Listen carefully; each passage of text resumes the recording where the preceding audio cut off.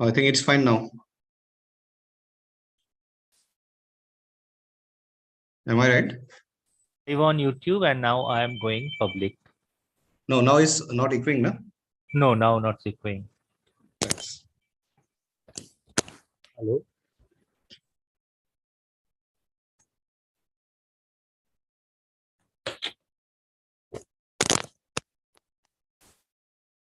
Yes, welcome everybody. Now we can start the webinar.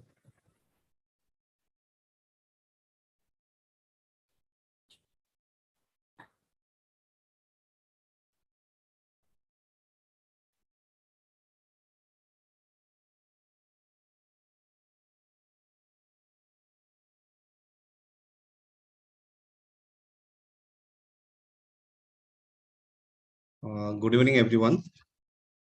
We are here on the webinar on renewable energy, opportunities, key challenges, and potential solutions.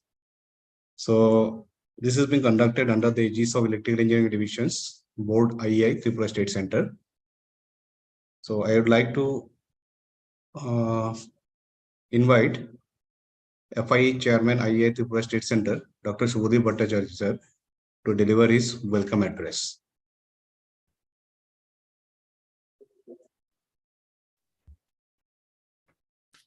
Good evening. Am I audible?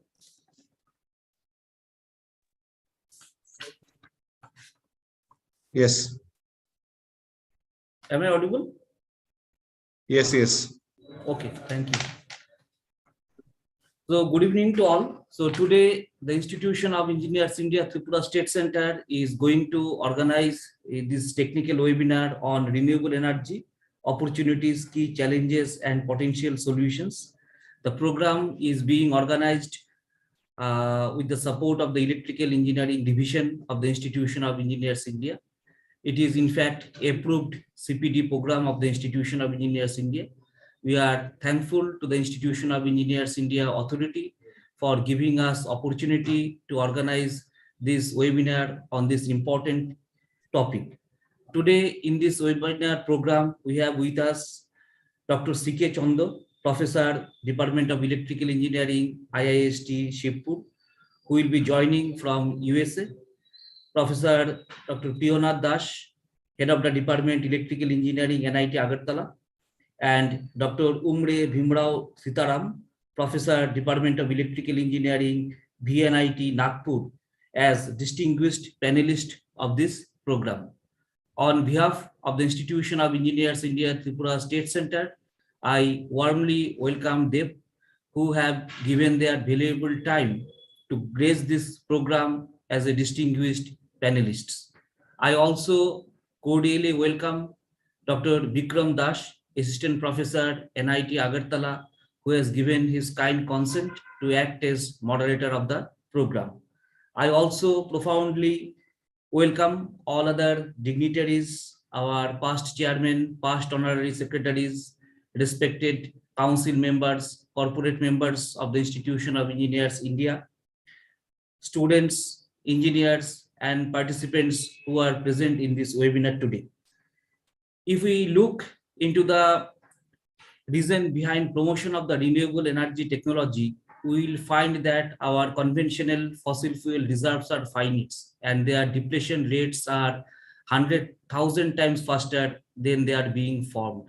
Another important issue behind promotion of the renewable energy technology is the energy resources that we usually use cannot be renewed and recycled. So till now, the non-conventional energy sources constitute 80% of our total fossil fuel use. And besides that, pollution is also important factor. Energy generation and use causes major pollution, particularly air pollution, and 83% of greenhouse gas emissions. If we look into the Indian context, there is a gap between the energy resource supply and its demand, because India has only 1% of total energy reserves and has 16% of the world's population. And also India imports huge amount of crude oil every year from abroad. 75% of our crude oil requirement is being fulfilled from import, which requires a huge investment. So this is the order of the hour to promote the renewable energy, and as it offers numerous benefits over conventional power generation technologies. However, there are key challenges such as variability of the renewable power and also integration issues. So under this backdrop, this webinar aims to focus on opportunities, key challenges, and potential solutions for efficient harnessing of the renewable energy technology and resources. And before end of my welcome address, I, on behalf of the Institution of Engineers India Tripura State Center, sincerely acknowledge the support and efforts made by our Electrical Engineering Division of the Institution of Engineers India Tripura State Center, and particularly office staff, technical staff of the Institution of Engineers India Headquarters, Kingshuk Sen, Deputy Director Technical, and Sudeep Chakraborty, also Deputy Director Technical of the Institution of Engineers India, Kate, and supporting staff of our center for organizing this webinar. We are also very much thankful to Engineer Chinmoy Devnath, President of the Institution of Engineers India, who is also the immediate past chairman of our center, for his kind support and guidance. So with these few words, I welcome you all once again and wish a grand success of this webinar. Thank you. Thank you, Dr. Shubhodip Bhattacharya, FI Chairman, IIT Tripura State Center, for your nice welcome address. And slowly would like to introduce now, or I rather feel privileged to introduce the panelist of today's program. Its first panelist, Dr. C.K. Chanda sir. I feel proud to introduce sir, as he is working as a professor head in the Department of Electrical Engineering, IIST Shivpur. He has earned his PhD degree from Department of Electrical Engineering, BE College, DU Shivpur, India, with specialization in the power system. He has more than 33 years of experience of teaching, with 5 years experience in industry. He has interest areas that include smart grid resiliency, stability, renewable energy, etc. He is the recipient of Tata Rao Gold Medal. He is actively involved in various research projects funded by centrally funded organizations like DST, UGC. He has published more than 160 papers, out of which 58 research papers are indexed in SCI and Scopus journals. He is a member of editorial board and guest editor for numerous reputed journals. He has authored and co-authored 9 books in reputed publishing houses like CRC Press, McGraw-Hill, PHI, and Springers. He has contributed 21 book chapters in international proceedings, and 13 research scholars have got their PhD degree under the supervision of Dr. Chanda sir. Currently, 7 PhD students are pursuing under him, and more than 35 PhD theses has been adjudicated by him. He has visited different foreign countries, including USA, UK, and he is an active member of IEEE USA, member of IIT UK, fellow of IEI Institute of Engineers India, chartered engineer, and a life member of IST. I feel privileged to introduce him, and I also thank sir for his pain to take the pain he has taken to wake up early in the morning as he is delivering his lecture from USA. Hopefully it is 5:30 or 6 in the morning. So thank you, sir, for your presence for this program. Okay, Next. thank you so much for your introduction. Yeah. Now in USA time is 5:40, 5:39, 5:40 a.m. Can you hear me? Yes, sir. Yeah, you're audible. Okay. Thanks. Next we have Dr. V.S. Umre, sir. Is the panelist. He has received BE from Electronics and Power in 1983, MTech IPS in 1986, Nagpur University, and PhD in 2009 from Nagpur University. He has more than 37 years of teaching experience in different posts. He is currently working as a professor in the Department of Electrical Engineering, VNIT Nagpur. His research interest includes electrical machines, torsional oscillations, machines conditions monitoring, etc. He has guided 5 numbers of PhD scholars and has 3 PhD scholars working under him at present. He has number of publications in IEEE Transactions, IET, RGVS, Springers, Pili, and lots of other reputed journals, and has publications in conference in India as well as abroad. He has also published a book on laboratory manuals of electrical machines. He has the experience of different administrative responsibilities like Dean HW, Associate Dean, Remote Center Coordinator, that is CDeep, Warden, etc. He has 7 patents filed and published. He has completed 2 sponsored research DST projects and organized number of FDBs and workshops, and has been a member of Board of Studies for different institutions in the area of Nagpur, and also a mentor of Dr. Babasaheb Ambedkar College of Engineering, Nagpur. He is a member of Board of Studies of Sahu Maharaja College of Engineering and Management, Pune. He is a winner of PPSA Award and a semi-finalist award, a cash prize equivalent to $200 US. Thank you, sir, for giving your consent to be a panelist in our program. Now, I would like to introduce our last panelist, Professor Dr. Priyanath Das. He is presently working as a professor and head of Electrical Engineering Department, NIT Agartala. He did his BE from TU, ME from IIST Sipur, and PhD from Jadavpur University. His areas of interest includes power system, high voltage engineering, solar photovoltaic systems. Dr. Das joined the institute in 1996 and has been involved in several activities like administrative, academic research, and teaching activities. Professor Das has published 38 papers in peer-reviewed journals and 30 papers in national and international conferences and proceedings. He has supervised 8 PhDs, 5 are ongoing, and 38 AmTech scholars, and 2 are ongoing. He has a patent granted 2 numbers of patents, and he has served as a director in charge for NIT Agartala and BOG member for NIT Agartala, Dean SW, Chief Warden, Associate Dean Planning and Development for NIT Agartala. He has also published 2 books. Thank you, sir, for giving your consent to be a panelist of this program. So by this, we conclude the introduction of the panelist. Now, may I request Professor Dr. Umre Bhimrao Sitaramji of NIT Nagpur to start his deliberation. Sir.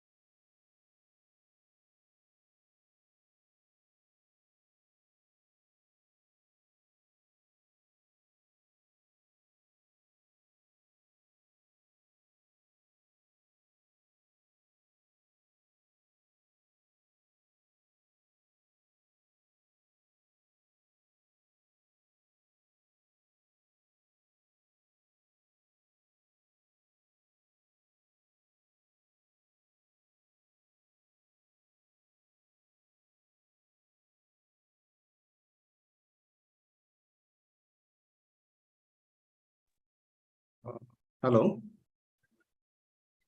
CKC sir, are you there? Okay. Yes, I am there. I am there. Okay. If I am not able to connect. Sir, do you hear me? Okay.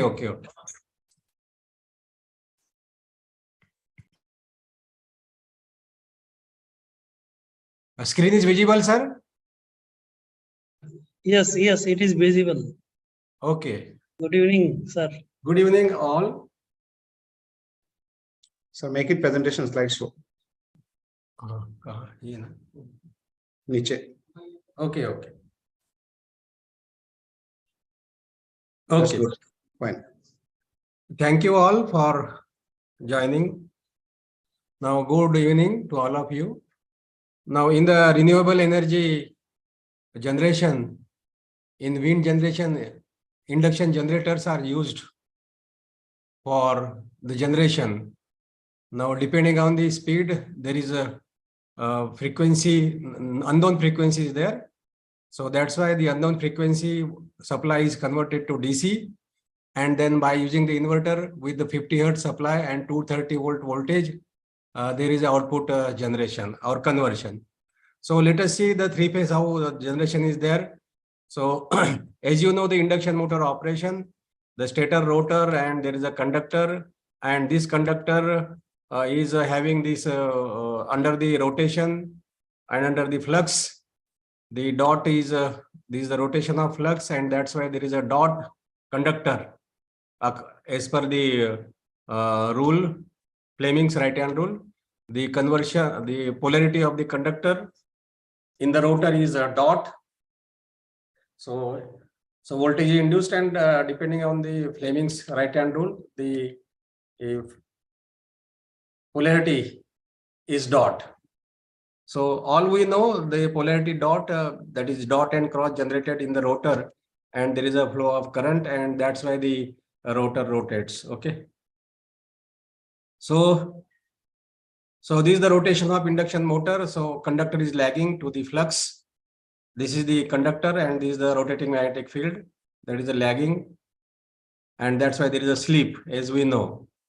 And the rotor rotates in the same direction of rotating magnetic field, and there is a slip. There is a slip. Okay, now how the current is there in the rotor? Consider 4% slip, and when you consider the 4% slip, this is the rotor current flowing through the rotor, and the frequency of the rotor current is 2 hertz, and this time is 500 milliseconds. So this is the time in 500 milliseconds for the rotor current. This is all we know as far as the induction motor operation is considered. Now both are rotating at the same speed, so there is a no current, no torque, no d phi by dt. So rotor cannot rotate at synchronous speed.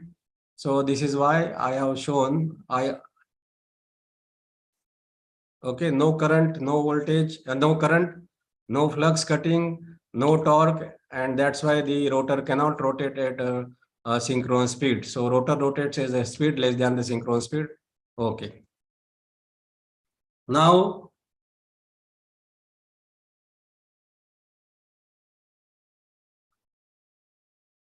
torque slip characteristic. As we know, the torque slip characteristic of induction motor. So this is the rotor current. I2 is equal to SE2 divided by R2 plus JSX2. This is the rotor at a slip of at a frequency of slip, because there is a SE2. Then equation of torque also we know, M by S VTS square and divided by the impedance square into R2 by S. And power equation is also we know, that is directly proportional to 1 minus S divided by S. This is the power. So these are the three equations important for the generator also. So voltage equation of the stator is this one. V1 is equal to minus E1 plus I1 R1 plus JX1. And this is the equivalent circuit diagram at the frequency. Here frequency is F1. And we have to calculate the rotor current at the frequency F1. So what you have to do, we have to divide it by slip. So this current is at slip frequency, but this rotor current is at 50 hertz frequency. So that's why the stator 50 hertz frequency, rotor frequency, that can be connected together. This we also know. And see this F1 both are connected together with the slip R2 dash by S, R2 dash by S. So R2 dash is taken here because there is a variable. Main thing is that both should have frequency F1, supply frequency. Then it is possible to connect the equivalent circuit diagram. Now this diagram is little modified, similar to transformer R1X1, R2X2, and this is the output quantity. This is the output quantity. We are getting the output in R2 1 minus S divided by S.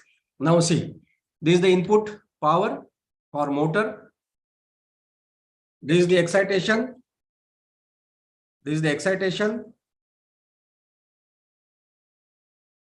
for the flux generation in the motor.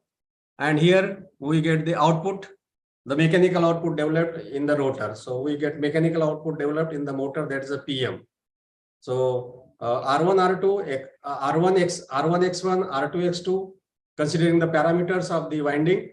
And then we are getting output here, R2 1 minus H divided by S. So this is in case of motor. This is in case of motor. Now, when you consider the equivalent this torque speed characteristic for motor, so this is 0 to NS and NS to 2NS. Now, when you draw this slip 0 to 1 and then minus 1 to 0. So generation operation is there when the slip is negative. When the slip is negative. So this is known torque speed characteristic for motor, and this is the torque speed characteristic for generation where slip is negative. Now here we can consider the operating point A. So this is the operating point A for the motor, and if you the motor and B, when you increase the speed at B, so speed is synchronous, slip is 0, and as we know, the slip 0, power 0, torque 0. Now again, if we increase the speed by prime more, now motor operation up to this we have to operate as a motor, then we have to increase the speed of a motor by prime more, because as we know, as far as the generator operation is considered, there are two inputs. One is mechanical, that is a speed, and second is excitation. Excitation is required as an electrical input to the generator. Now in this case, we have to increase the speed of induction motor by prime more. So that's why the operation shifted from A to B, and then from B to C, then from B to C, B to C. So this is the operation shifted from B to C. So while shifting operation a point from B to C, there is a generator operation because slip is negative. So up to this point, we can operate the induction motor as an induction generator up to this point, where torque is maximum, current is more, output is more. So slip becomes negative for the generator operation. So as a consequent, rotor EMF is there, but current is negative. Torque is negative. So all this value attains the negative values here at point C. So that's why motor operates as a generator. So as a consequence, rotor EMF, rotor current, torque, power, all attain negative value. So that's why that is a generator operation. So this implies negative slip, negative torque. So motor operates as a generator. So in this way, the generation operation is there. So what is the effect? So when that operates as a generator, that delivers active power, but absorbs reactive power. Reactive power is required for the flux generation. So main concern for this generator is delivering active power and absorbing reactive power. That's why the power factor is leading. So induction generator, power factor is leading. So leading means delivering active power and absorbing reactive power. That's why the power factor is leading. And C point is the maximum torque, as I said, and motor operates at that point as a generator. Now in the equivalent circuit diagram, what happens? In the equivalent circuit diagram, whatever the mechanical power developed is there, that is now becoming the input, because prime more, we have to connect prime more, and we have to increase the speed of prime more than the rated speed, now see the slip is negative. So now we have to give the mechanical input to the induction motor. So in the equivalent side diagram, whatever the this arrow is there, the direction of arrow is getting reversed. So this is the direction of current now. As soon as we increase the speed, as soon as we give the mechanical input to the motor with negative slip, speed is more than synchronous speed, this direction changes, but the direction of flux remaining as it is. But the direction of flux remaining as it is, and that is required for the excitation. That is required for the excitation. And the stator input power is now also changed to output power, stator output power. Stator input power changes to stator output power. Now this is the phasor change in phasor diagram, direction of current in the phasor diagram. But the excitation direction of current remaining as it is, and this is required for the production of flux. This is required for the production of flux. Now, as far as the phasor diagram is considered, as all we know, this is the I0, E1, then the motor E2, I2, reflected current I1 dash, and this is the current. And this is the power for the motor, mechanical power for, power, positive power for the motor. Now, what we have to do? In this case, this is the positive power and this is a positive reactive power. This is positive active power and positive reactive power. Q for motor. Now, this is the phasor diagram for 1460 RPM for 4-pole machine. Now, what you have to do? We have to increase the speed by prime more. So, let us increase the speed to 1480. So, as soon as 1480 increases, slip decreases, SE2 decreases, and current decreases. So, this is the current, less current for motor, less current for motor, and less current I2 for motor. So, as far as the phasor is considered, I2 rotates in this direction, anti-clockwise direction from 1460 to 1480. So, direction of rotation of phasor is anti-clockwise.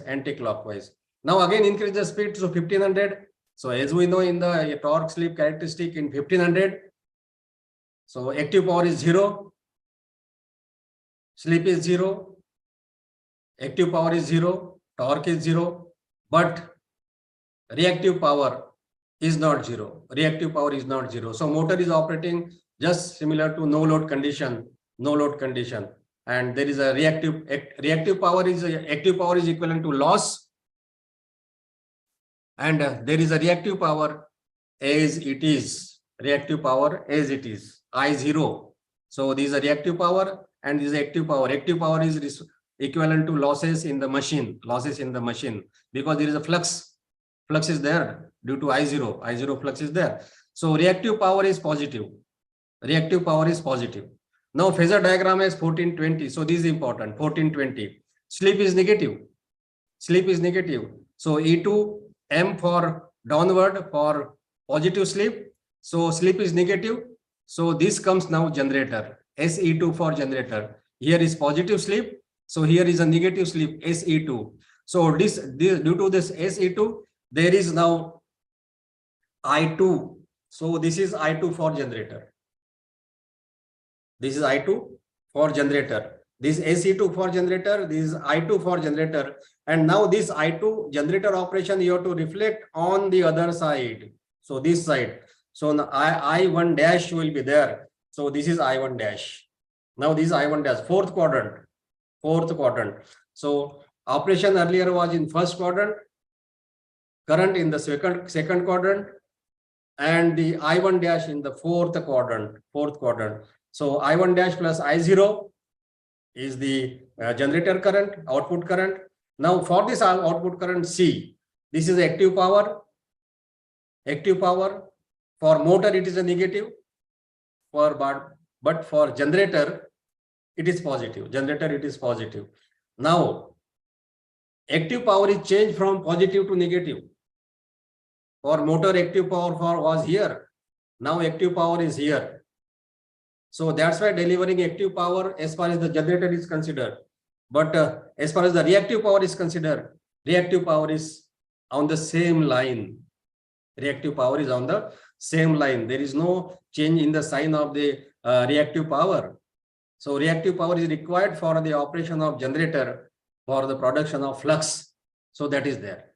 So delivering active power, but absorbing reactive power. So that's why the power factor is leading. So after that, if you increase the speed, slip SE2 voltage will increase. slip will increase in negative direction. Current will increase in this way. So I1 dash will increase, and active power will increase. Reactive power will also increase with this I1, new I1 dash for 1540 or 1540. So this is the reactive power already absorbed during the operation. So I2 dash with the voltage, this is the theta, operating angle theta, rotor operating angle theta. And if you consider this angle, this is the power factor angle, leading power factor angle. And after considering the 180 degrees, this is the actually power factor angle for generator theta G. After considering 180 degrees, Okay. So this is the phasor diagram for generator. Now see the operation in the generator. As we know, this is the motor operation. Current is lagging to the, not lagging. The speed of rotor is less than the rotating magnetic field. Then this is NR less than NS. So this is the induction motor operation. Now what you have to do? Okay, this is the phasor diagram for induction motor. Just now we have seen. Now what you have to do? We have to increase the speed. Now dot polarity is there. When the dot polarity is there, when the dot conductor is lagging behind to the rotating magnetic field, speed is less, NR less than NS. So dot polarity. Now what you have to do? We have to increase the speed. So let us increase the speed of a rotor by the prime mover. So as soon as speed is increased, so this is the prime mover speed, synchronous speed. Both are rotating at same speed. So that's why no polarity. Power is zero. Torque is zero. Power is zero. So that's why current is zero. So no polarity of the current. And now NR is equal to NS. So relative speed is zero. And this is the phasor diagram. For I0 is equal to I1. Okay. Now again increase the speed. By prime mover. So if you increase the speed by prime mover, rotor speed increases like this. So as soon as speed increases, the polarity of the rotor becomes cross. Earlier it was dot, then no polarity, now cross. So in this cross, NR is more than NS. So slow rotating stator flux is cutting by rotor conductor. Okay. So that's why there is a cross polarity. Oh, okay. So this is the induction generator operation, and this is the phasor diagram for induction generator. Okay. So this can be represented in the circle diagram, because circle diagram is the graphical method of operation of induction machine. So as we know, induction machine, how to draw the circle diagram. So I am going first. So this is the X and Y and I0 and ISC. And if you join the I0 and ISC, there is an operating line. So this is the output line. And after output line, we have to find out the center. And then we have to find out the draw the circle diagram. So this is the circle diagram for induction machine. Upper part is for motor. So this is for motor. Then we have to divide the stator copper loss and rotor copper loss, as we know, and we have to draw a line. So this is the torque line. Okay. So torque line and output lines are there, and we can calculate the so many parameters of the induction motor from this circle diagram, and the output power.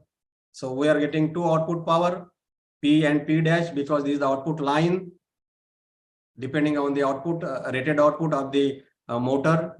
So then this line is parallel to the output line, and if you join this, we get the current and power factor. Okay. So from this line, we have to draw the perpendicular, and we get the output, then input, then loss and constant loss, all we get. Okay. So all we know this. So out of this, the generator point is important. So we are going to directly to the generator operation. Okay. So in order to relate the torque speed characteristic and circle diagram. So these are the points for torque speed characteristic and circle diagram. Okay. As far as the output power is considered. Okay. So at this point, we are getting the maximum power. At this point, we are getting the maximum power. Okay. Then consider the torque. Consider the torque. So torque is this line above the torque line, and this is the torque speed characteristic. So at this point, we are getting the starting torque. So this is the starting torque. This is the starting torque. Okay. So this is the correlation of the circle diagram and torque speed characteristic, the operating points variation for these two characteristics. Okay.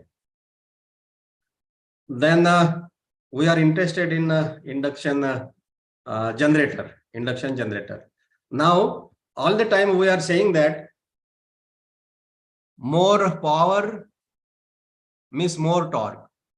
More power means more torque. But that is not actually happening at the same instant. So instant are different. Here is a maximum torque and here is a maximum power. But for simplicity, we say we derive the equation, we are derive the condition for a maximum torque, considering there is a maximum power. But actually, there is a little difference that is clear from circle diagram. That is clear from circle diagram. And that is obtained in the circle diagram only. That is obtained in the circle diagram only. So we go directly to the, okay, braking torque. This is also important. So it is a braking torque at the slip is equal to 0. Then slip is equal to 1. This is the point. And after that, there is a braking torque. So this is the zone for braking torque. This is the zone for braking torque from this to this point. So this point is slip is equal to infinity. And then we get the braking torque in this zone. So these are the braking torques. These are the braking torques. So these are the braking torques. Okay. So when you consider the braking torque, so this is the zone for braking torque. This is the zone for braking torque. Okay. Braking torque. And this is the correlation between braking torque and in between the circle diagram and torque slip characteristics or torque slip characteristics. Now come to the induction generator. Now induction generator, as we know, the slip is negative. So slip is negative. So lower portion we have to consider. So as far as the operation is considered, here is a slip is infinity. Then slip is 1. Slip is 0. So 1, 0, and then negative. So here is a slip is negative. So this is a generator operation. And this is the line for generator current. Again, we have seen in the fourth quadrant generator characteristic. So we can relate the fourth quadrant and circle diagram here. So this is the generator characteristic coming in this at this point. So again, active power is negative, but reactive power is positive. So generator is also absorbing the reactive power. So maximum power, and this is the maximum power for the generator. This is the maximum power for the motor. So this is the maximum power for the generator. Now see the correlation like this. This is the generator. This point is the maximum torque, maximum power for the generator. So in this way, there is a correlation between torque slip characteristic, motor zone, and then generator zone. Okay, motor zone and generator zone. So typical types, there are two types, line excited and self-excited. So line excited is connected to the line continuously, and line excited generator takes the input from the line. So that's why it is called as line excited. That cannot be run in isolation because input is required for the line excited induction generator. And second is self-excited induction generator. Self-excited induction generator. Self-excited induction generator. So in self-excited induction generator, no line is required, but reactive power is required. And for the reactive power, we connect the capacitor. As we know, in electrical component supplying reactive power. So capacitor we connect. So capacitor bank is connected like this. So capacitor is providing reactive power to the load and reactive power to the induction machine. Now the difference between line excited and induction and self-excited is that in self-excited there is no any restriction on the speed. At any speed, induction machine operates as a generator. In line excited, speed should be more than the synchronous speed, but that is not the restriction for self-excited induction generator. So at any speed, as we know, wind speed is varying continuously, not fixed. So that's why self-excited induction generator is used there. Self-excited induction generator is used there. And then the operation of self-excited induction generator is similar to that of self-excited DC generator. DC generator. In DC generator, we have studied the critical resistance, but here is a critical capacitance. Here is a critical capacitance. So these are the characteristics for induction generator with respect to various value of capacitances C1, C2, C3, and C4. For C4, there is no any building up of the generator. C4, building up of the generator. The building up of the generator is at C1. We will get rated voltage. We will get rated voltage. Okay. So this is very similar to self-excited DC generator. So we should have the value C1 for the building up of the generator. So low reactance, higher capacitance, greater no load voltage. So there will be no building up of the voltage when the capacitive reactance is very high. For example, X4. For example, X4. So there are advantages of this self-excited induction generator. Under short circuit, no much current because current is limited. No hunting, little auxiliary is required. There are disadvantages. More amount of reactive power, more amount of capacitor is required. And you know the maintenance of capacitor. There is a leakage of capacitor. So maintenance of capacitor is required. Efficiency is relatively low. And third may be leading advantage, and third may be leading disadvantage. As we want leading power factor, then there is advantage. And if we want don't leading power factor, then there is a disadvantage. Okay. So application, mini hydel plant. In the coastal area, it is used, and it is regenerative braking. Other than regenerative braking, as far as the renewable energy generation is considered, in coastal areas, it is used in windmills and mini hydro plant. It is used in mini hydro plant. So induction motor with capacitor is required for the generation, windmill, and mini hydro plant. So whatever the generation is there, that is converted to rectifier, given to rectifier, and we get a DC, and a battery is charged due to this DC. So this is a battery. This is a battery. We don't know the frequency of the output of the generator. That's why rectifier is used, and then that is connected to battery, and then there is an inverter, and inverter is giving AC supply, and that is connected to AC load. That is connected to AC load. Okay. So this is the circuit block diagram for the induction generator. Okay. So lastly, the conclusions.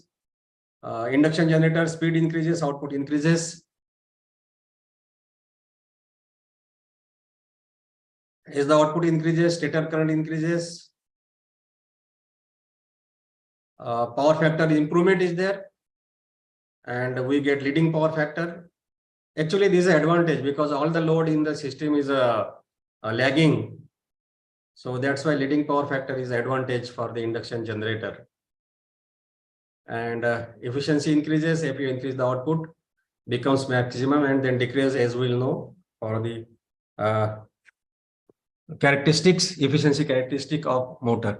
So main thing in this case, we use the self-excited induction generator when we use the windmill or hydro power plant. But we have to connect the capacitor, and a battery, and then we get the output. So this is all about the induction generator. So any questions, then we can discuss the question. Half an hour. Thank you, sir, for your presentation. Actually, we'll have the question answer session at the end of this three panelist deliberations. Okay, okay. So, there are some questions. I hope we'll attend that Okay, sir. at the end of the sessions. Okay, sir. So may I now request Professor Dr. C.K. Chandra sir to start his deliberation.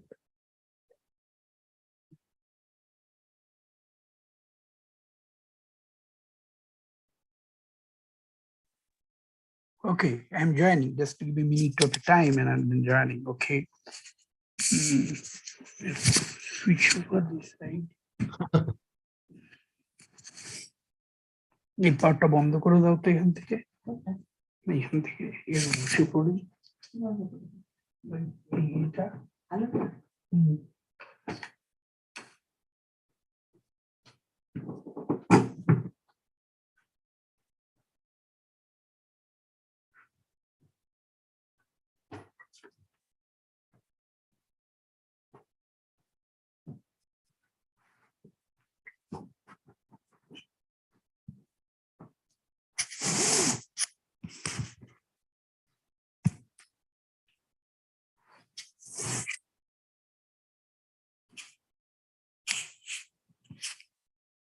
Am I audible and visible to all of you? Yes, sir. You're audible and visible.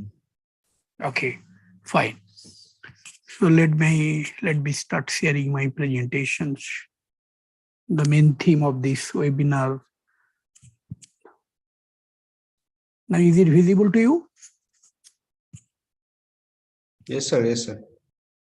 No, let me share the screen.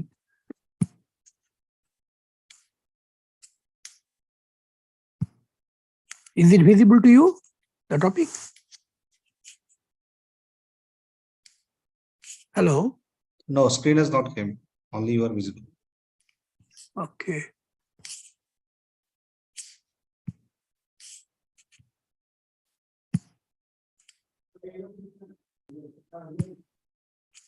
Now it's coming, I guess. Yes, sir. Yeah. Yes, sir. It is coming. Okay, and I'm audible too. Fine. The main topic of this webinar, I think this one is integration of renewable energy into grid challenges and solutions. In fact, nowadays, Dr. Das explained. Dr. Das means Dr. Vikram Das. He initiated this program with this renewable energy concept, and Dr. Shubhodhi Bhattacharya talked about the need of the hour, this renewable energy. And hopefully Dr. Priyanath Das will talk a lot about this. But the major issues of this renewable energy, we can talk a lot till today. If I'm not wrong with my statistics, in the order of 10 to 12% penetration in our country. Even when I came to USA, I asked them their penetration level in the northern part of USA. Currently I'm in Colorado State near Denver. Their penetration is the order of 15 to 16%, not beyond that. What I mean from this, still they depend on huge amount of conventional energy. They do not have any issue with the renewable energy as far as the generation is concerned, whether it is a solar-based, sun-based, whether it is a wind-based. But a lot of technical challenges are there whenever you talk about this renewable energy penetration, what exactly means. So let me start with a very interesting idea about this communication sector. Let me read out this. I think it'll feel good. If Alexander Graham Bell were somehow transported to the 25, why I'm telling, even though he can generate, but we can penetrate, then he'll get the glimpse of idea from this.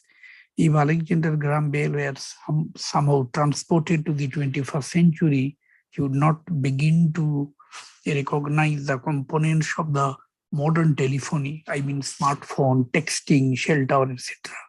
While Thomas Alva Edison, one of the grid's key early architect, would be totally familiar with the grid. What I mean by this, in 1882, Thomas Alva Edison has started this power transmission from New Jersey to New York. And even today, I'm talking about 2023 February, the grid concept has not much changed, except we talk about the theoretically smart grid, intelligent grid, and everything is still in the webinar and conferences, only in the academia side. So there is not much change. What I mean, this was the normal phone, and this is the smartphone. And if Graham Bell, if we allow Graham Bell to show this phone, you are able to identify. But as far as the grid is concerned, Thomas Alva Edison able to identify, yeah, yes, this is the grid I developed. So even though we are talking about renewable energy and its generation and its penetration, but there are a lot of challenges, a lot of weaknesses are there in penetrating, and what are the issues and how to solve. Let me explain one by one. But before that, I have divided into these things into 3 or 4 components. First component is the basics of the power system that we know, in fact, a little bit. The power grid is a network that deals with generation, transmission, distribution, that we know, no doubt. But this is not all about the definition of a power system nowadays. Our power grid was built more than 100 years ago. At that time, electricity needs were simple. Power generation was basically based on synchronous generation form, because that is localized and built around communities. I mean, they used to distribute the power in a local area, local para, local villages and all that. So the transmission length as well the distribution lengths are also very, very less. And the major point is this, the generation is synchronous in nature. The main role of the grid is to generate electricity and transmit it to the consumers and bill them once in every month or once in 3 months. That's the simple idea. But this is not the way we tackle power system nowadays. As per IEA, this limited one-way interaction makes it difficult for the grid to respond to changes occurring in the network. Till today, even in our country, even if I talk about my Calcutta CSC, still it is one-way communication. Even in Tripura, still the one-way communication. Even though we have developed a lot of things from academia point of view, the communication as per the customers and generation is concerned is one way. But if you put renewable generation to the distribution side, it will be a 2-way generation, and tackling this is not a matter of a joke, it is not a child's play. The smart grid introduces 2-way communication between the utility and its customers. That's required developing the network automation. You need huge amount of automation. It needs not only this manual kind of control, it needs huge amount of digital and intelligent control. Thousands and thousands sensors will be required for that, and different tools which will work together to make the grid more efficient, more reliable, and more greener. In this aspect, I have divided this delivery into another important aspect, is the Paris Climate Agreement. Why I have introduced these slides here. The reason is, right from morning to next morning, we use power. Without power, we cannot live a single moment. But if we put this question, where from this power is coming, what is suggested by our Dr. Shubhodhi Bhattacharya, this power is mostly coming 80-85% in our country, even in other countries, to coal-based or nuclear-based power stations. There are 3 disadvantages of this. First is that power is basically finite in nature, depleting in behavior. Secondly, it gives a huge amount of carbon footprint to our Mother Earth. And third important concept from technical point of view, the ramp rate. If we talk about thermal coal-based for nuclear-based thermal power plant, the ramp rate is very, we know what is ramp rate. And that plays the important point in generating power. Ramp rate means megawatt, because in case of a power system flexibility, we need three things. Out of these three things, one important thing is the ramp rate. Ramp rate is nothing but megawatt per second or megawatt per minute. That's a tremendous amount, the ramp rate in case of thermal-based coal power stations. So for all these technical, sociological, and economical aspects, in 2016, there's a Paris Climate Agreement, UNFCCC, that by 2030, this is signed by 2016 by 196 countries, and they said by 2030 they have to go for 32% renewable energy penetrations. Even though 2 or 3 small countries have converted fully to renewable energy, like Portugal and all that, they have fully. We have to take the lesson from them, how they've converted fully renewable energy. That lesson we have to take from them. But the point is this, even these advanced countries like US, they are not going directly to these renewable energy penetrations. They're always going with a healthy mix. The reason is, I'll discuss, this is the Paris Climate Agreement. I'm not going into details. There are a lot there. And then the Glasgow Climate, that 2021 by COP. Now let us come to the main idea of this theme, advantages of renewable energy. That we know all, this energy is clean and then very cheap natural energy resource, and sustainable in the sense, if we talk about solar energy, in every instant, we are getting 176,000 trillion watts from the sky in every instant, in every second. And if you can able to utilize that energy for 1 hour, I'm repeating this sentence, if you can able to utilize that energy for 1 hour, it will serve the purpose of this whole planet for the whole year. So that way it is sustainable. Maintenance requirements are very low because mostly static devices. No pollutants into the air. So health benefits are there. We know what about health benefits in last 2.5 years, COVID-19. Almost the whole world gets collapsed because of these health issues. Whenever we talk about electrical energy and the energy related program or webinar, we never think about this health issue, but we know in last 2.5 years how the whole world got collapsed because of this health issue at COVID-19. That's another important role. No greenhouse gases, environmental benefits and others. So these are the few advantages. I can go on continuing with this. But apart from these advantages, there are a lot of weaknesses and disadvantages are hiding behind those advantages. The first challenge is not dispatchable. We cannot turn on when you need them. See, in the evening, in our Calcutta area, if the peak demands gets high, we cannot ask the sun to give more power because during 6 p.m. sun won't be available. We cannot, but one plus point of this nature is this: wind energy and solar energy is complementary with each other. When sun is not available, huge amount of wind is available. So they are complementary with each other. So we cannot turn on when we need them. We cannot turn them off when we do not need them. These are the advantages, challenges. What is not there in case of a coal energy or nuclear-based energy, wind for hydraulic power. The wind blows and the sun shines at their schedule and not necessarily the schedule that we need.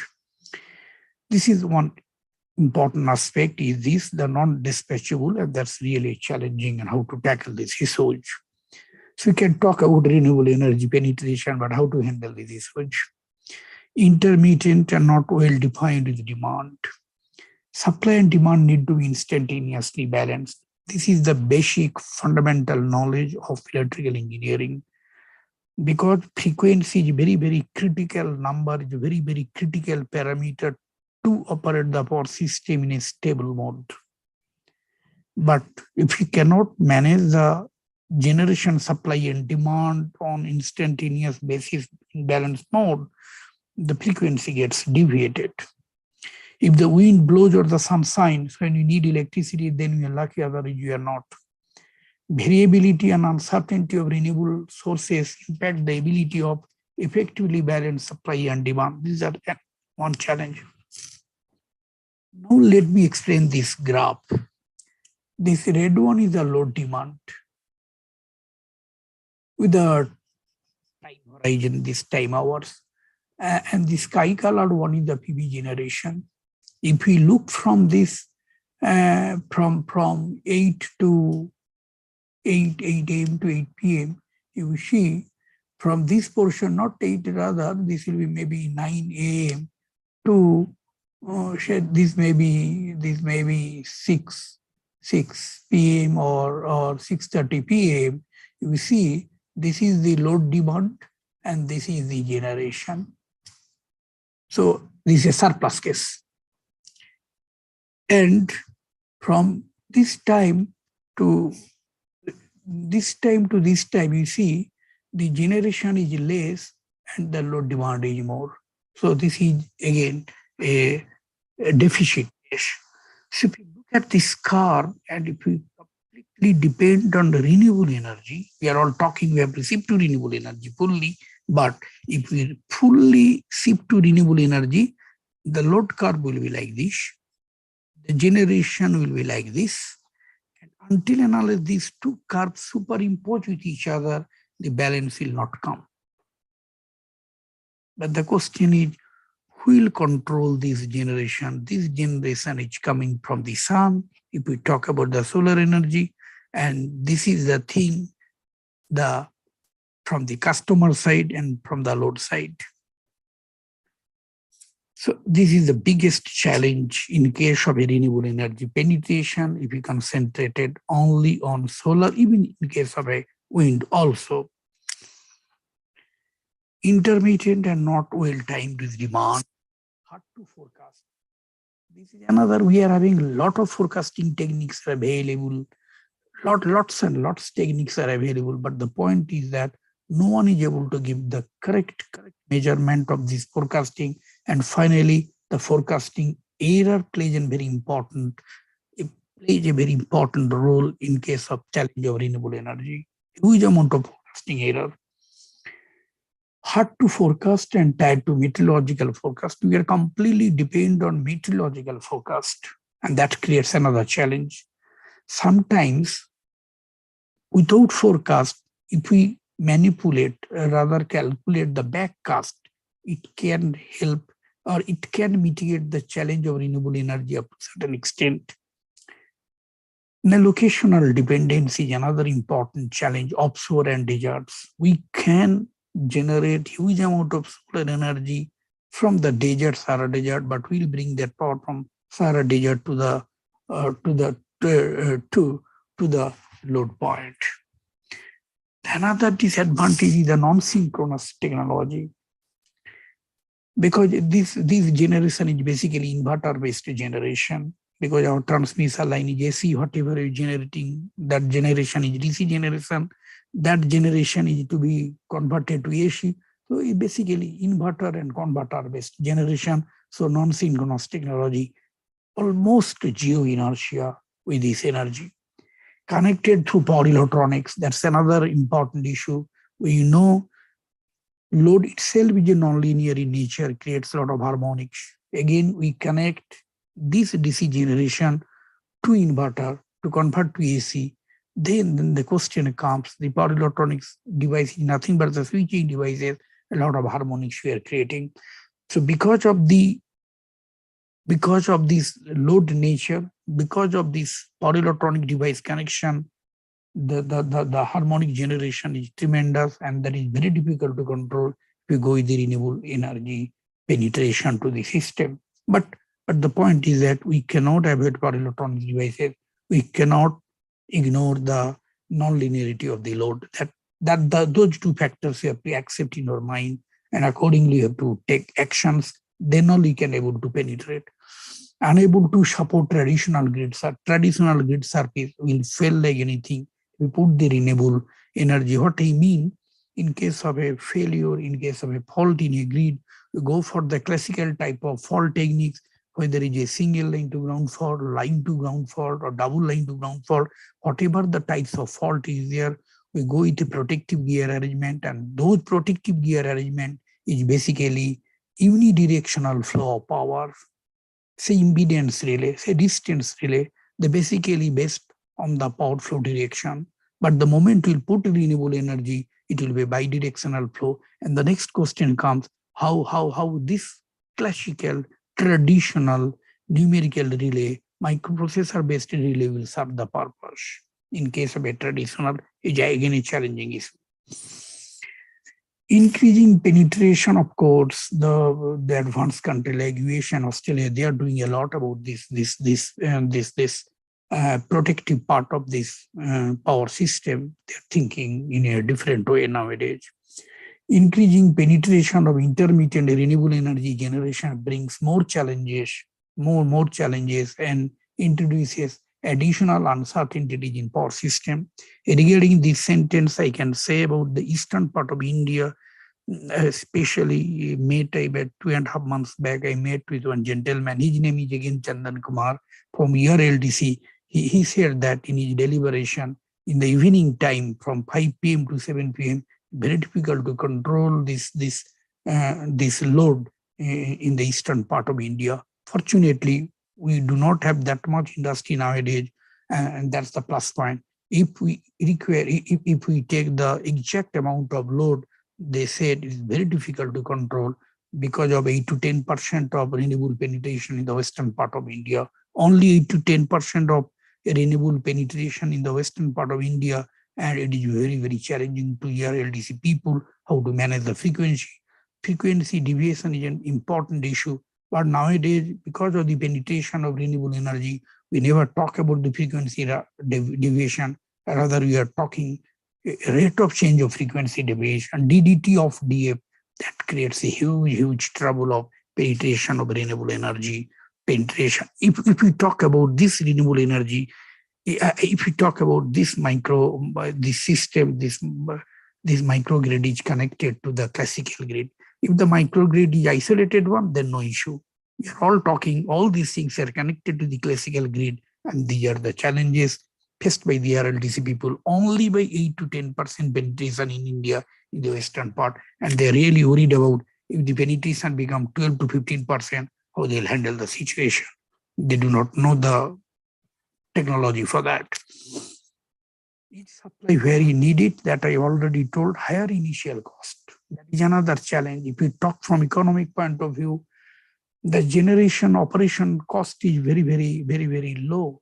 We need not pay to the sun. That's right. We need not pay to the nature for blowing wind. That's right. But the initial cost for all these things is huge. So higher initial cost is another challenge. The transmission network needs to be built to transport the generated power from generation locations to the load center. So this is another issue. Say adopt a healthy mix. So a kind of suggestions is adopt. I have gone through different literatures, and there I found adopt a healthy mix of technology if we want to mitigate the impact of climate change and secure affordable and deeper decarbonization. We have to go with healthy mix, at least at this stage. And in fact, there is no one-size-fits-all solutions. Main important issue, let me come to the technical aspect of this penetration of renewable energy, that is the system inertia. If you look at this diagram, you'll find, you see hydropower plant, a huge amount of inertia, coal power plant, alternator and turbine is there, the rotating mass. The nuclear power plant is again the turbine, the rotating mass, and PV wind system, forget about the PV, zero inertia, but wind is having a small amount of inertia. So if we look at the left-hand side of the system, it's a generator-dominated power system. This power system is basically generator-dominated. What that our 9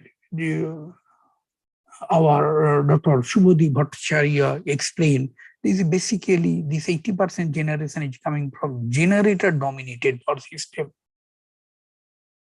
In case of a generator-dominated power system, the major issue is the flexibility. Now, and the system inertia.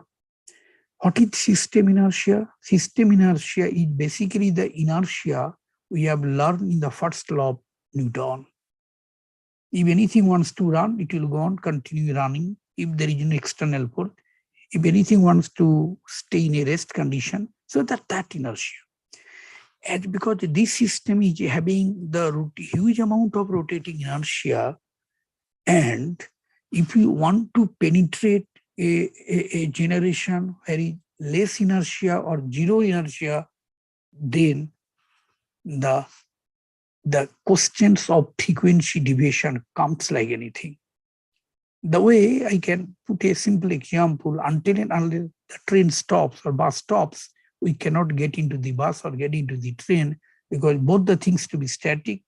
Or if I want to get into the bus in a running condition, I have to run. So the inertia should be matched. But in case of a renewable generation, the inertia is almost zero. It is basically in the right-hand side, the inverter-dominated power systems, inertia is zero. And here the inertia, this generator-dominated power system. So how to connect it in a grid? That's a challenge. The system inertia is very, very important issue. And what is faced by ERLDC people nowadays, every evening they face it. The system inertia is in decline as a more renewable asynchronous generation comes online by wind turbines, has a small amount of inertia due to their mechanical parts and solar photovoltaics. And not only that, if we talk in terms of system inertia, if the system inertia is more, the system is having more flexibility. If the system is having more flexibility, that means it has got a positive point to make the system stable or to run the system in a stable condition. So less system inertia means less flexibility, means less stability into the system or in the system. So these are the things we are inviting directly or indirectly by penetrating the renewable energy into the system. We are all talking, we have to penetrate, but how to penetrate is the biggest challenge. PV has no rotating mass. We cannot put any kind of inertia into the PV system. Hence, there is no stored energy. The less system inertia we get, the rate of change of frequency of what you wanted to mean, what is faced by the ERLDC people every evening, this record, hertz per second is the biggest issue nowadays, increases. Hence, we need to act faster time. So we need huge intelligent control and lot of, here the question comes the ramp rate. So ramp rate plays a very important role in case of challenges. That's a kind of a mitigation technique for this. System frequency, the frequency is a very critical number in the power system. It tells us how much the system is synchronized and status of the supply and demand balance in real time. As the penetration of solar and wind increases, the conventional synchronous generation will be displaced. Hence, control system frequency becomes a serious challenge, a terrible challenge for the people. Still, I'm continuing with the challenging, the weak grid. Weak grid, basically, if we do not follow the grid codes properly, the grids become weak. I'm not going to define what do you mean by strong grid and weak grid, that we know from our classical idea of power system. But the short circuit ratio plays an important, I'm not even going to define what is short circuit ratio, the ratio of two field currents to develop the armature voltage under in open circuit condition and to develop the rated armature current under short circuit. That short circuit ratio plays that plays a very important indicator, is a rather a measurement of or a kind of tool, you can say, an index rather. Short circuit is an index, is a kind of a tool used to assess the system strength for the connection of power electronic sources. Nowadays, if we want to incorporate power electronics devices to our power system, they have to define the SCR from their side. Otherwise, you cannot connect. So that gives a very good indication or short circuit ratio. What I mean, if the short circuit ratio is low, system is unstable. If short circuit ratio is high, the system is stable. So all the power electronic devices, before connecting to the this classical generations or non-classical generation, we have to define the short circuit index. System strength indicates the ability of the power system to maintain the voltage during normal and abnormal operating condition. Whenever you talk about the flexibility of the power system, it sometimes come about the power range. I mean, what is the power available in installed capacity mode, and how much power is able to maintain in a stable condition. If the range is bigger, then the flexibility is more. But at the same time, we have to think about the voltage profile also. It is not that we'll add STATCOM, SBC and all that will improve the voltage profile and it will manage the scenario. No chance. So there is a huge amount of flexibility of voltage in case of renewable energy penetrations. And that gives another trouble because almost all the loads are induction nature and they are voltage dependent because they are all constant power type of load. So there is a huge amount of voltage fluctuation in spite of adding FACT devices. That gives another challenge to the power system because of this renewable energy penetration. SCR connection point is very, very important. SCR connection point is defined as fault level MVA short circuit at the rate of connection point upon plant megawatt rating. So that is the point where we have to connect this thing. Lower the SCR, in concluding part, in this slide, lower the SCR, the weaker the system is. And let me add here, if you go on penetrating renewable energy, the SCRs will be going on lower and the lower side, and the systems will be much more weaker and won't able to handle the transient stability and small signal stability what we held in a classical power system. Not only the frequency part, even the rotor angle comes comes in a very bad shape if the SCR becomes low after penetrating renewable energy. Just look at these things. What harmonics plays. I said in the beginning, the load is non-linear type. We are adding a lot of power electronic devices. We are adding inverter-based generations. Inverter-based means again power electronic-based generation. Then what will happen? It is if the system strength is very, very high. This is for coal-based and nuclear-based or hydraulic-based power station. If there is a small disturbance, you see, we can able to come up from the disturbance. But in case of a renewable generation, if there is a small disturbance, because the system strength is very, very low, and if there is a small disturbance, you imagine this is the scenario, and then the system will never come back to its initial state, stable state, I mean.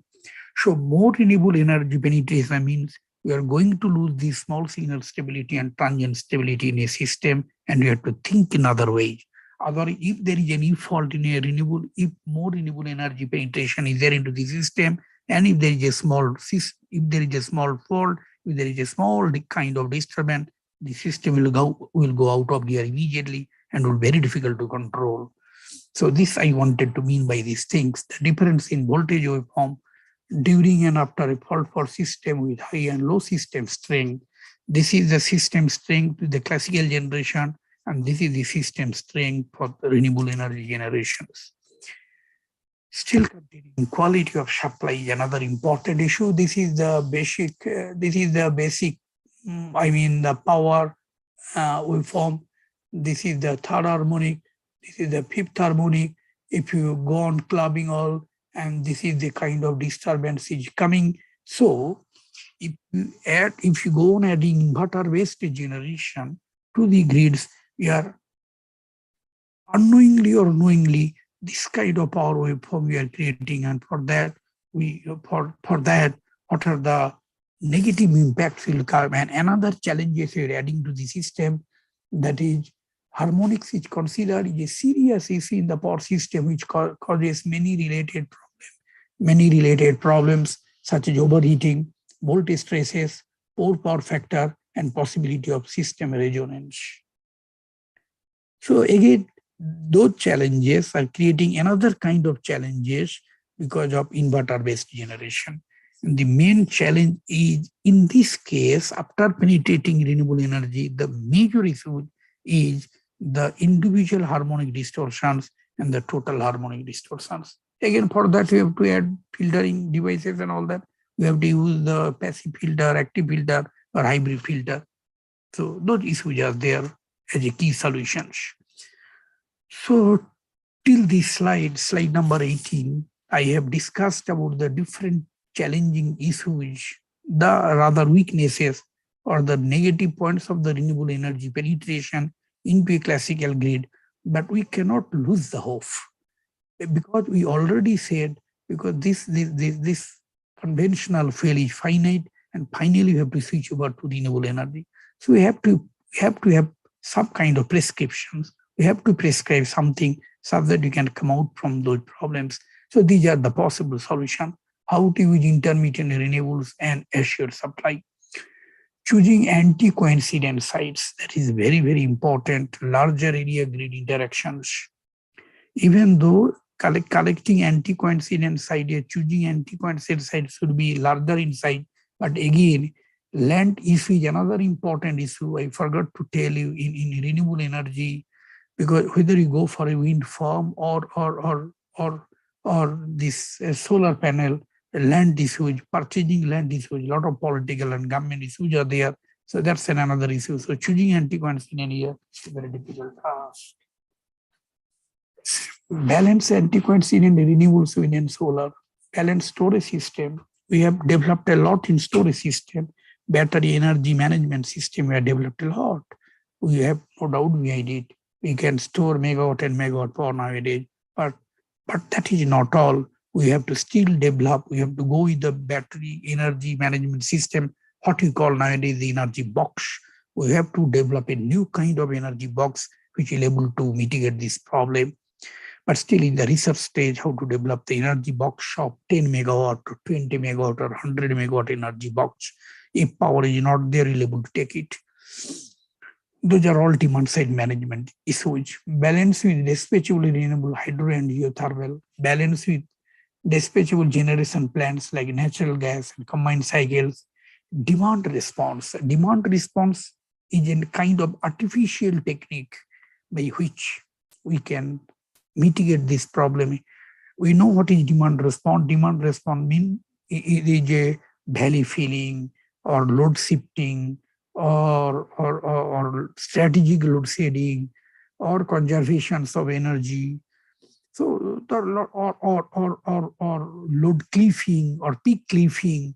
So a lot of demand response ideas are there. So by those ideas, and at the same time, if we can able to change the flexibility of the power system by improving the ramp rate, then we can mitigate the problem up to a certain extent. And curtailment of control charging of EVC. We are all talking by 20, 30, 40% penetration of EVG there, but we have to think of charging of EVG in a different way. Otherwise, if you go on charging, say if there are 1 million EV charging at a particular time, and if we take the power from renewable energy, the rest part of the power system will be collapsed. So curtailment control charging of EVG is another important challenging issue, and that we have to mitigate. Harmonic distortions that I've already explained. We have to use the filter, installing harmonic filters. It may be active, it may be passive, it may be hybrid mode type of filters we can use for this kind of problems. And the possible still solutions are there in our hand if we can able to implement. Research is going on across globe. Mitigation measures of low system strength, weak grade, building new transmission line transformer, economic issues, reconfiguration of existing network, another economic issue, installation of synchronous condenser. That's a very good solution. It sounds simple, but it gives a very good solution for enhancing the system strength and systems inertia. It gives a very good amount of systems flexibility. Installation of synchronous condenser instead of static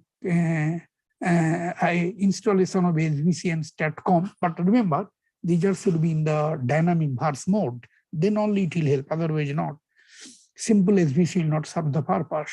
And reduction in the registered plant capacity, that is another important solution, but that solution is not in our hand. You cannot reduce the renewable generation of a particular plant just like that. until and unless you go for the demand response. And managing frequency, there is another issue. Provisions of narrowband frequency response, that depends on the intelligent control and sensor-based issues, because nowadays our system frequency is 50 Hertz. We try to control from 48.5, 49.8 to 50.2, but in case of a renewable energy penetration, it should be still narrowband. It may be 49.99 to 50.001. This kind of narrowband frequency response is required to tackle the fault issue, to tackle the transient issue, and any kind of frequency deviation issues. Managing frequency, develop frequency control work plans. In fact, there is a task force is there in USA for developing this frequency control. What I've heard here, after coming, forecasting and scheduling is to be improved a lot. A lot of errors comes in their side. Flexibility in power system, ability that I've already explained. Greater need for flexibility is required. RAM rate should be very, very high. Turn downs, operation of dispatchable generators at low level. Shorter peaks is always welcome into the renewable energy penetration system. Periods where generation is supplied at a higher level. And final recommendation, short prescription, short circuit ratio, what I have said, estimation is an essential step. So that may act as a tool. And in fact, nowadays, a lot of papers are coming in IEEE transactions, very recent, 2021, 2022. A lot of papers have come to develop a tool for calculating ACR as any recommendations from their side. If we able to handle the fault situation in a renewable energy power systems, ACR is a very good estimation or kind of very good index for this kind of challenges. Power system modeling studies are mandatory in early identifying the risk and mitigate it.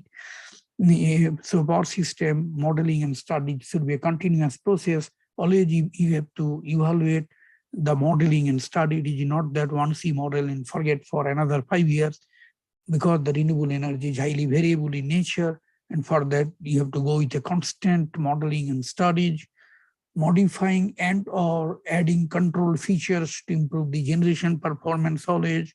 Comprehensive cost benefit analysis is always required, because you have to operate the power system in deregulation environment, in a competitive environment. Just like that, we cannot generate under competitive environment. A lot of regulatory bodies are there. So under that environment, you have to go with the cost benefit analysis. Market design and other structural areas are to be thought of. Deeper analysis of advanced technology, including supply and demand side.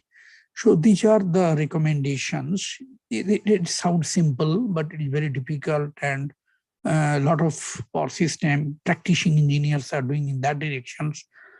So this is all about my presentation. I hope I have taken how much time. Let me check. Yeah, I have taken so a right amount of time. Now I'm going to my last slide. Thank you slide. And the end, hopefully you are having some question answer session. So thank you all for your kind attention. So after Dr. Pinonada's presentation, we will go with the analysis, or any question and queries there. I will be happy to answer all these things. So should I stop my sharing? Thank you very much, sir, for your nice deliberation on integration of renewable energy into grid and challenges and its solutions. You have nicely presented and given highlight about the system strength of classical generation and how does it affects on introduction of renewable into the system. And also you have highlighted about the intermittent, in presence of the intermittent renewables, how we can assure the supply. And you have shown number of things, what are the challenges it is coming, how we can find a solution to the systems. So though we have number of questions, we'll try to attend it after the deliberation of the next panelist. So now I would like to request Professor Priyanath Das, Head of the Department of Electrical Engineering Department, NIT Agartala, to start his deliberation. Sir, it's up to you. Yeah, good evening. Hello, am I audible? Yeah, Yes, perfectly you're audible. Yes, sir. Yes, you are audible.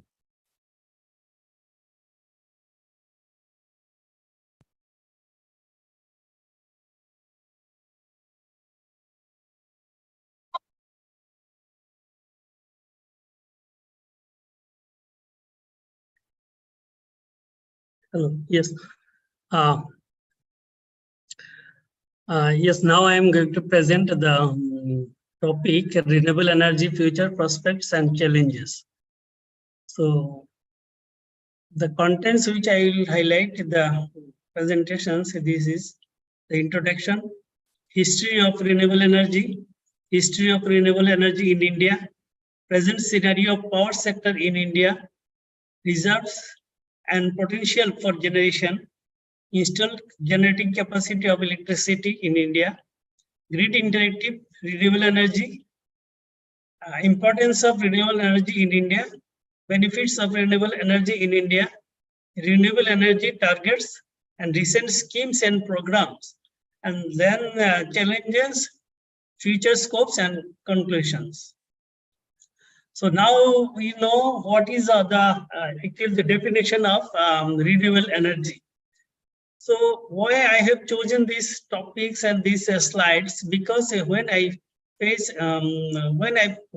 the students, especially the MTech and PhD scholars, they are asking, sir, where the scope, so we can go for research, or how we can go for the project work.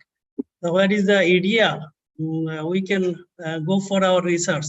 So the area, renewable energy area, where student can get the idea or information and they can do their research in the recent scenario. So the first of all, the renewable energy key features. Any sustainable energy source that comes from the natural environment with some special features, that is called the renewable energy. It exists perpetually and abundant in the environment, inexhaustible and clean alternative to fossil fuel. It can be defined as energy that is derived from natural process that are replenished constantly. Now, what are the different types of sources of renewable energy? The solar, wind, solar energy, wind energy, geothermal energy, tidal energy, wave energy, biomass energy, fossil fuel, and nuclear power. These are the actually resources from where we can get the renewable energy. And now these are the history. Why we have to go for the history? Because if you don't know the history, then we cannot promote anything. So if you know the history, then we can go for future expansion or future development also. So now by the 1873, when the researchers are the technocrats concerns for running out of coal, raised in the alarm for researching for alternative using the solar energy. So now in traditional power plant, we are using the traditional resources, but mostly we are using the oil based and the crude oil, especially the crude oil. Most of the oil show in later on. You'll find the slides where you will find that how much power we are getting from different sources. So development of solar engines continued until the outbreak of the World War I. So when the World War I starts, that time actually the researchers are thinking we have to go for the alternative sources for power, because due to the running out of coal. So during the 1970s, the scientists promoted the idea of using the renewable energy sources, leading to implement of the first electricity generating wind turbine. Actually, we have started the thinking in the year of 1873 for the crisis, due to the crisis of the coal. We are thinking for the alternative sources, and ultimately in the 1970s, the scientist has developed a product and implement the first electricity generating wind turbine. And 1970s, when the oil embargo led to formation of a commission for additional sources of energy in the Department of Science and Technology in March in 1981. So the government of India has set up a commission for additional sources for energy, that is called the CASE, in the year of under the Department of Science and Technology in March 1981. And then the 1982, a new department was created in the Ministry of Energy, Department of non-conventional energy sources, that is called the DNES. And again, in the year of 1992, DNES becomes separate ministry called the Ministry of Non-Conventional Energy Sources, that is the MNES. And again, in the year of 2006, it was renamed as Ministry of New and Renewable Energy, that is MNRE. And still now we are calling the MNRE, Ministry of New and Renewable Energy. Now, if you see the picture, the map of energy, map of India, the energy, then we will get some information from where we are getting the power, and from where, what are the different types of sources are available in India, and from where we are getting the powers. So the conventional power plants, we have the coal, lignites, diesel, natural gases, nuclear, hydro, and pump storage. And also the renewable energy power plants, we have the solar, wind, biomass, small hydro, waste to energy, and the installed capacity, all this. So the coal reserves, we have the coal mines and lignite mines and captive coal mines, coal washeries and coal blocks and coal fields also. And the petroleum and natural gas sectors, we have the oil and gas wells, LNG terminals and refineries, like this, the natural gas pipelines and petroleum product pipelines. So these are actually the sources of sources from where we are getting the power in India, and we are using the power. Now this is the actually generation category wise installed capacity as on 25th 10th 2022. The total installed capacity in India right now, the 4,07,796 megawatt. So if you see the total installed capacity in India, though it is the without the captive power plant, only the power plant connected in the grid, national grid. We have the national grid from where we are getting the power, and there all the installed capacity we have. So the from where, if you see the 57.810, that is 58% power we are getting from the thermal power plant, thermal power, and solar power only the 14.91, that is the 15% power we are getting from the solar as on today, and bio power, that is the 2.262%, and small hydro 1.2%, wind power 10%, nuclear power 1.6%, and hydro big side, there is the 11.49%. So these are the sectors from where we are getting the total power in India, and we are consuming this power. The total installed capacity in India right now is 4,07,796 megawatt. So this is the installed capacity again. Now the sector-wise installed capacity, who is contributing the power from which sector we are getting the power.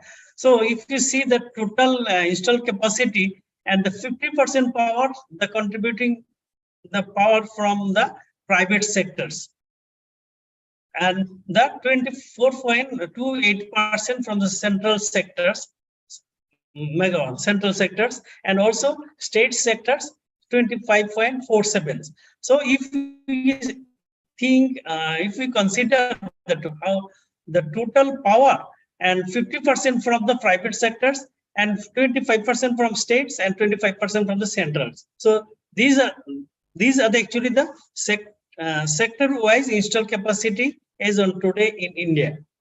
Now, if you see the growth of this renewable energy, so first of all, we will see the hydro.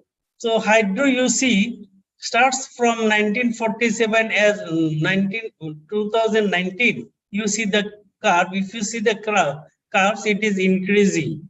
So same way, if you see the growth of the installed capacity in thermal, that is also increasing. And again, the installed capacity of the nuclear, that is also increasing. If you see the 1947, there is no nuclear power, but till today it is increasing. So the renewable energy, now you see from 1947 to 2002, there is no significant amount of power from we are getting from getting from the renewable energy. But from 2002 onwards, significantly the renewable energy is increasing. So why it is increasing, that we will discuss, and that is our main objectives, how we can increase the power and what is the advantage and disadvantage, and that is the what are the technology behind that, that we will discuss. So now if you see the electricity demand, total electricity required and installed capacity is 7%, then 2010, 11 to 2012, that is 1031 billion kilowatt hour are required. And this way, 2031 to 2032, it was 3,127 billion kilowatt hour. And if our GDP growth rate is 8%, then it is increased. You see, from 2010 1097 to 3800, and the installed capacity also increasing. So our growth of the renewable energy is also increasing. So if you see these from 2014 to 2021, if you see from 2014 it was around 80 gigawatt, and 2021 it is almost double, 157.3 gigawatt power. So, and all these powers we are getting from the non-fossil fuel. Non-fossil fuel that is called the renewable energy. That is not, this power is not coming from the traditional power. So this power is almost double within 7 years. It is almost double. So if you see that the progress, what are the progress is for upcoming the renewable energy by using the non-fossil fuel capacity. So tendering process already 31.82%, and under installation is 73.36%. And if you see the solar, the tariff of this the renewable energy, mainly we are focusing on the solar and the wind. And you see the solar tariff, that is in the year of 2014, it was around 7.17 INR per kilowatt hour. Now in 2021, that is it come down 1.9, that is the rupees 2%.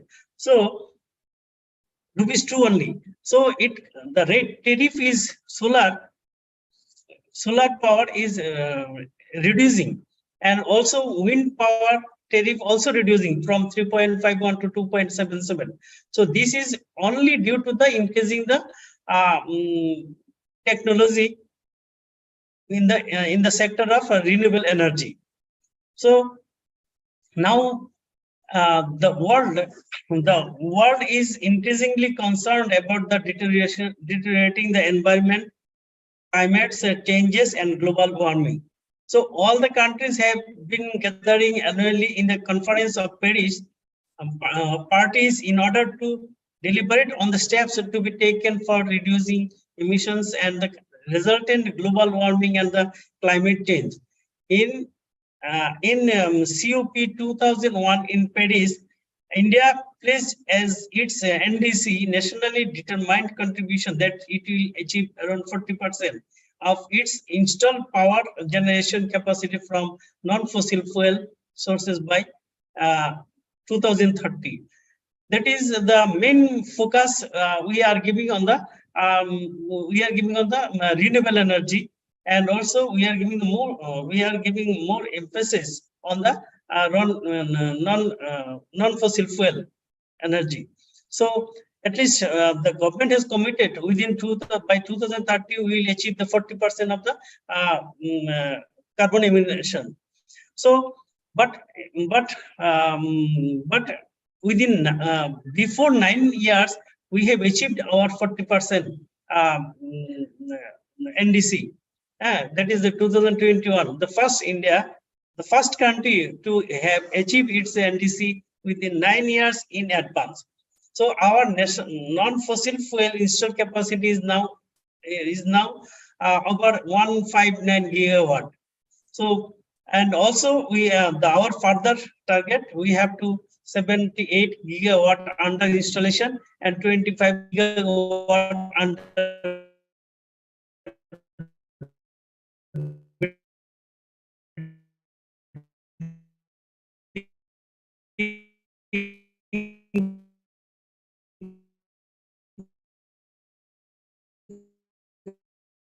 condition.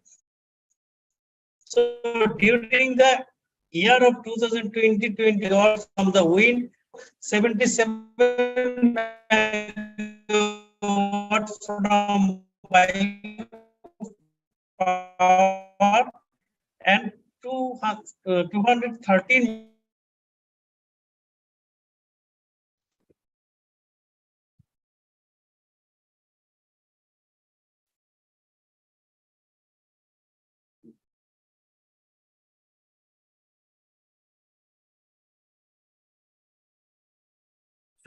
Sir, some internet issue is there. Your sound is not coming. Sir, you are not audible, sir. Okay, sorry. So, Yeah, now audible. So now now audible, sir. Okay. So now again, the India have taken up the solar cities scheme, under which it has been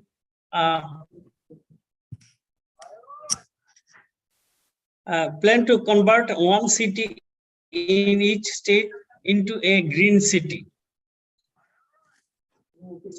So,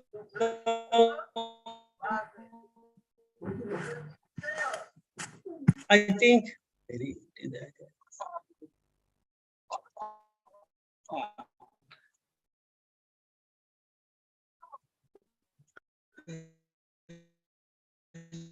so India have taken up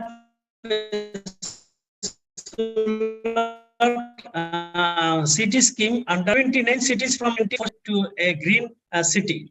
India will reduce its total projected carbon emissions by 1,000 billion tons from now to 2030.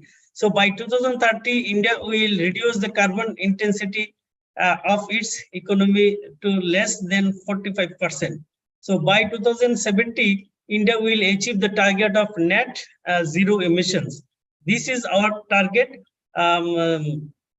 today to 2070 onwards for getting the net zero emissions. Now, India has divided the Green Corridor 1 and Green Corridor 2, which we can achieve our goal. So, Green Energy Corridor is a comprehensive scheme for evacuation and integration of the renewable energy capacity addition of 32,713 megawatt during 12th plan period. So total fund requirement of rupees 34,140 crores was initially assessed for the development of the transmission system and control infrastructure for the addition of renewable capacity in the renewable rich states of Andhra Pradesh, Gujarat, Himachal Pradesh, Jammu, Kashmir, Karnataka, Maharashtra, Rajasthan, Madhya Pradesh, and Tamil Nadu. So Power Grid has been appointed as a project management consultant, that is PMC, and the charge of PMC is at the rate of 10% are also included in the sanction cost of rupees around 409 crores. So following packages are excited for REMC projects for locations. REMC means North REMC SR Tamil Nadu, Andhra Pradesh, Karnataka, SLDC, and SRLDC, and also the REMC WR. Gujarat, Maharashtra, Madhya Pradesh, SLDC, and WRLDC, and REMC, NR, Rajasthan, SLDC, NRLDC, and NLDC. So these are the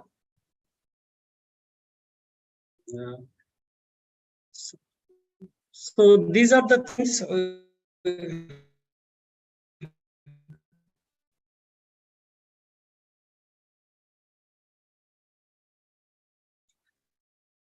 Now the corridor green 100 gigawatts. So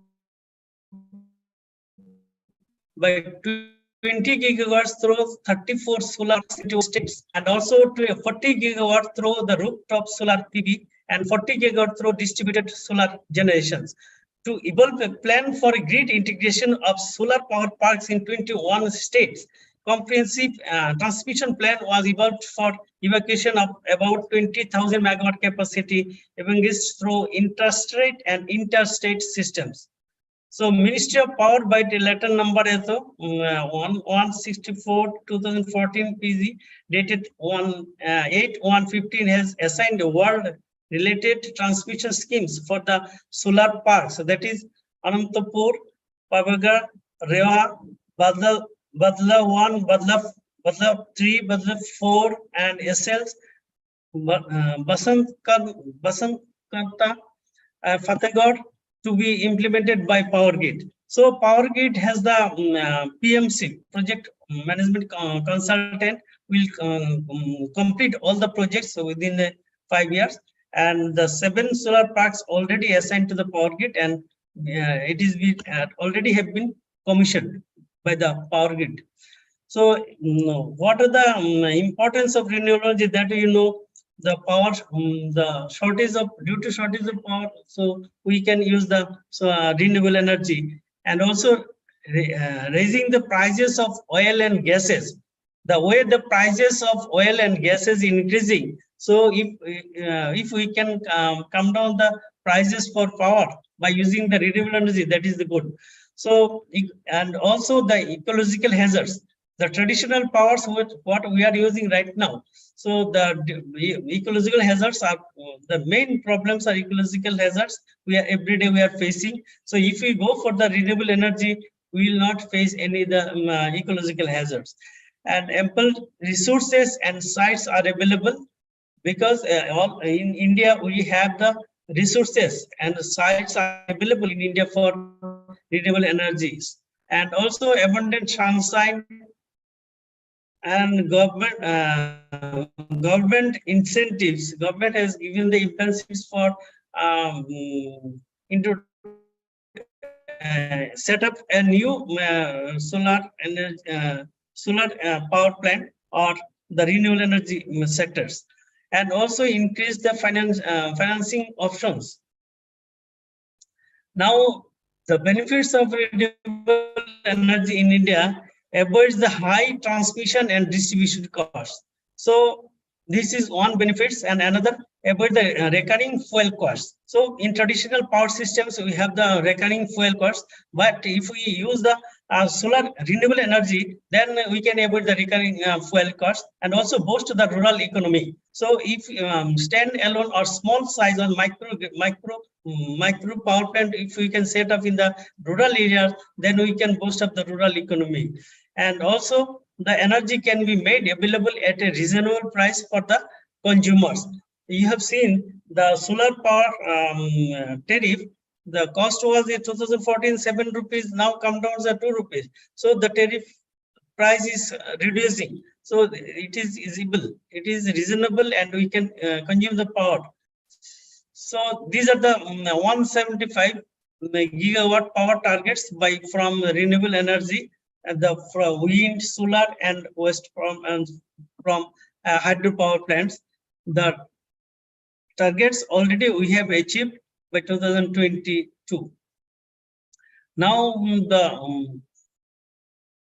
now if we see immediately after the Prime Minister's inaugural address to the first renewable energy global investor meet and expo, that is RE-Invest 2015 on 15th February 2015, articulating the future of renewable energy as moving from megawatt to gigawatt.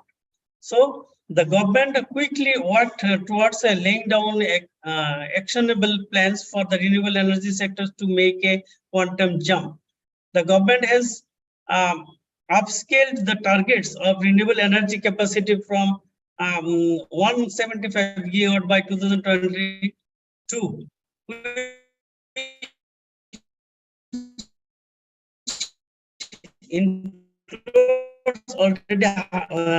Which includes 100 gigawatt power and 5 gigawatt small hydropower. So the capacity target of 100 gigawatt set under the national solar missions will principally comprise of 40 gigawatt from rooftop, 60 gigawatt through the large and medium scale of grid connected solar power projects. So the total, these are the total cost of the 6,000 crores. Total cost for 100 gigawatt power, around approximate. And now, what are the where the R&D scopes are available in the solar or wind power energies? So India is one of the best recipients of solar energy due to its favorable location in the solar belt that is 40 degrees south to 40 degrees north, and receives annual sunshine of 2600 to 3200 hours. That is yearly we can generate we are unable to receive the sunshine annually, the 2600 to 32 hours sunshine. So for that the installation of solar, the good installation solar are available in our country. That is the 5 kilowatt hour per meter square per day. And also if you see the graphs in our maps, then we can easily identify what are the potential and how from where we can get the solar potential. So the zones includes the major federal states of Karnataka, Gujarat, Andhra Pradesh, Maharashtra, Madhya Pradesh, Rajasthan, Tamil Nadu, Haryana, Punjab, the eastern part of Ladakh region, Jammu Kashmir, and minor parts of Himachal Pradesh and Uttarakhand and Sikkim, which are located in the Himalaya belt, also receive the similar average global insolation annually. So these regions with a viable potential constitute the solar hotspots covering nearly 1.989 million kilometers square. That is the 58% of India. So the regions receiving the global installation 5 kilowatt per meter square per day and above can generate at least 77 watt per meter square. That is around, we know the 16% efficiency of the solar module panel. So hence even 0.1% of the land area of the identified solar hotspots could deliver nearly 146 gigawatt of SBP based electricity, considering the 2600 sunshine hours annually. If we can get more, that is around 3200, then it will generate more. That is 146 gigawatt. It is around if you see our targets, the 150 175 megawatts, with very easily we can achieve our targets by setting up, by increasing the 0.1% of the land area. If we can use for, we can go for this, you can use the solar power solar system. So these are the actually pictures, the installations. If you see the map, the solar installation, the red area, the high installations area where we can generate the solar power, and also the green area where the solar installation was good, very good, and also we can generate the power, and less than the blue area where the solar installation is not good, so the potential is not good. So the area where the red and green, we can use the potential is there for solar installation, and we can go for the solar power plant. So these are the solar potential in our country, and the solar power potential, the 750 gigawatt. So that is, if we use the 3% of wasteland area, and if where the area is available, Rajasthan, Jammu, Madhya Pradesh, Maharashtra, Gujarat, and other states. So if we can use the 3% of the wasteland, so we can there is a potential 750 megawatts potential solar power is available in India if we can use the 3% of wasteland. And also, and if the solar radiation is high, 4.5 to 5.5 kilowatt hour meter square is the most in the of the regions, that is less than greater than 300 days for sunshine. And this actually solar potential is environment friendly and greater energy security and quick development, and also the distributed potential.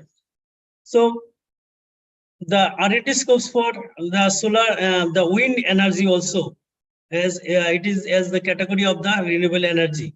So the energy extraction from the wind resources primarily depend on the wind speed available in the region. The available wind energy potential is directly proportional to the wind speed and area swept by the wind turbine.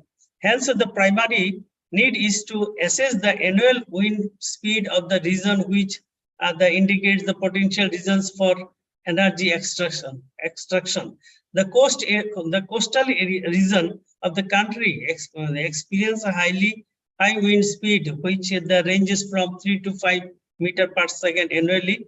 The southern and the central part of the west coast, our country experience the higher wind speed during the monsoon time, that is the June to September, which will be more than 5 meters per square. So during winter, it is also you have seen observed that is a range from 4 to 5% wind speed per meter square, per meter per second. So this, if you see the graphs, the wind speed and the green, the dark green side area, the coastal area, the wind energy, the wind potential, wind power potential, density or potential is available, and we can use the wind energy. We can generate the wind energy.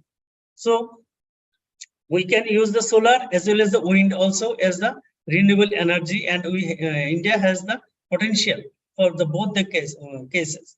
So the ministry has now the R&D scopes are available in the wind energy area sectors or wind energy areas also, and people can go for their studies, and go for their students, PG and PhD scholars can go for research work in the wind energy related works.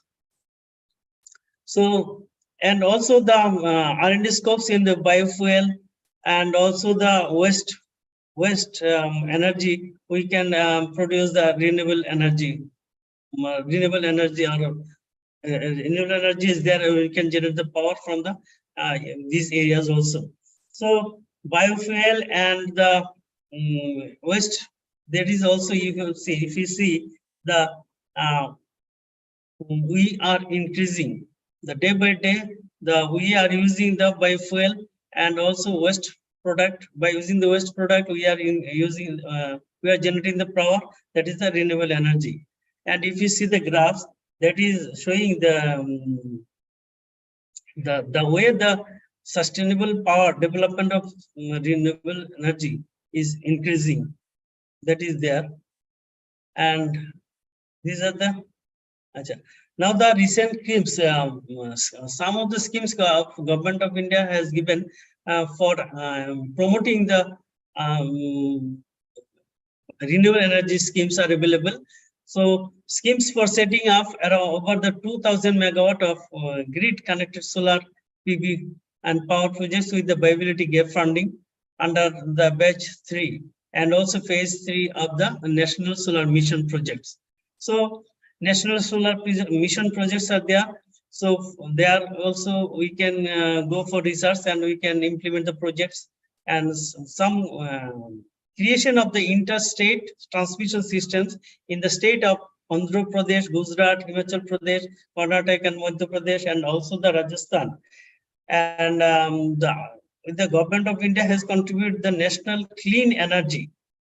So government of India has some other contribution for getting the clean energy fund, that is around the 3,419 crores also. So we can use, we can apply for projects for getting the renewable, for doing the research and for giving the new technology for renewable energy sources. So these are the some projects are available in the government of India where we can use. And now what are the challenges for the renewable energies? Actually, we want to learn. So to reduce the per unit cost of electricity, this is our most first challenges for the renewable energy. Already we have achieved from renewable energy solar is in rupees 7 to come down to rupees 2. So how it can be possible? It can be possible if we can use the technology and low cost technology if we are using, and so it is possible. So increase the efficiency, and also the solar efficiency is very less as on today.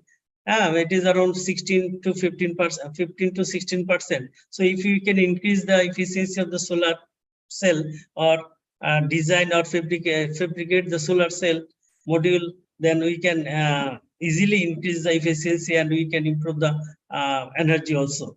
And also the harness a lower and wind speed.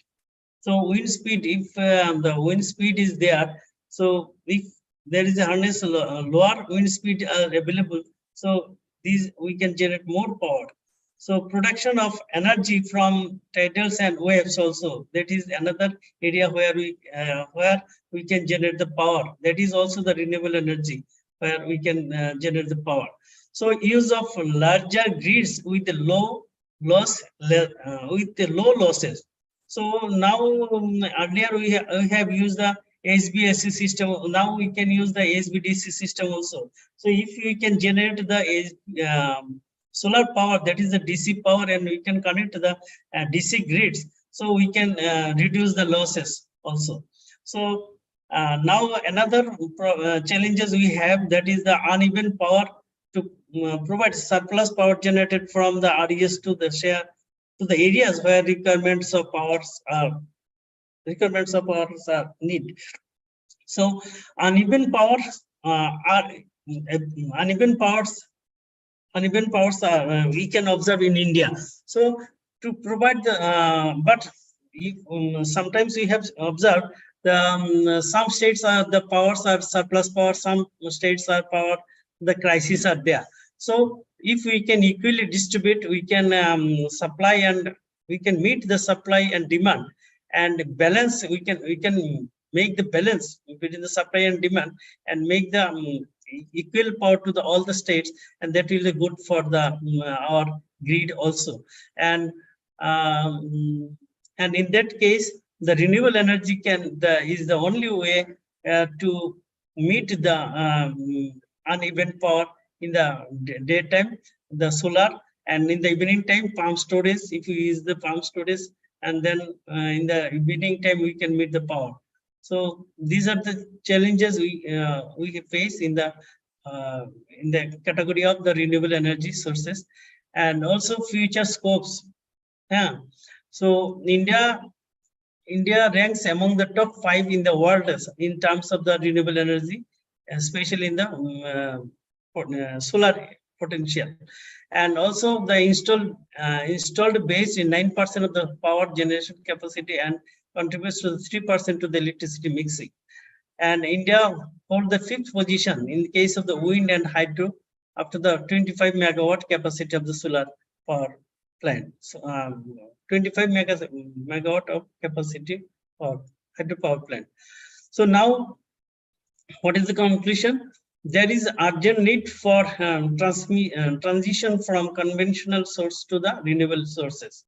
So, and also the renewable energy sectors has a huge employment potential. This is if we increase the solar, if we increase the renewable energy, then we can set up the different types of renewable power plants, and also we can go for the employment generations, because right now we don't have the skilled men, so we can train the people and we can give the jobs also. So if, and also with the huge potential of renewable energy in India, so we can easily train the people, and they can easily repair or maintenance work done by the efficient skilled men, and also efficient way we can manage them. We can mitigate the deficit of powers. So with the huge emphasis on renewable energy sources, India inching towards a green revolution. So from traditional powers, there is hazards and the pollutions are there. But if you can use the renewable energy, we can reduce the carbon emissions, and that is called the green solar power. That is, we are calling it green energy and green power, clean power. So renewable energy can truly aid in India's missions of becoming global superpower. So if we have the potential, renewable energy potential we have in India. So if we can if we can use it, so we can generate power, and we can become the global superpower in terms of energy, in terms of power. So with this, I thank all of you for patient hearing.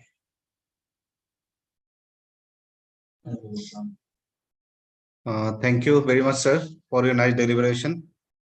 So by this, we have came to the end of the deliberation of the panelists.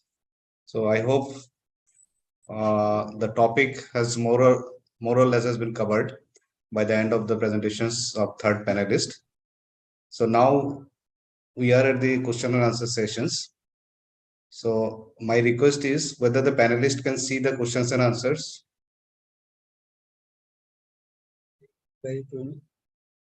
Whether panelists can see the questions and answers. Yes, yes. So Umbre sir, I hope there are some questions. First question is, what is the relevance of this presentation? My relevance is for wind turbine, wind generator, and mini hydel plant. 1 kilowatt or 2 kilowatt up to 5 kilowatt mini hydel plant. Okay. The using of induction generator in the wind generator and mini hydel plant. Right, there are sir. two questions of the same type. Does not appear to be relevant. So that is relevant in the this tidal plant and wind generation and mini hydel plant. Yes, sir. Actually, the fundamentals of this induction machine is paramount important for renewable integration. So I hope the questions has been answered. So and may I move? Second question is can we have household output by induction generator?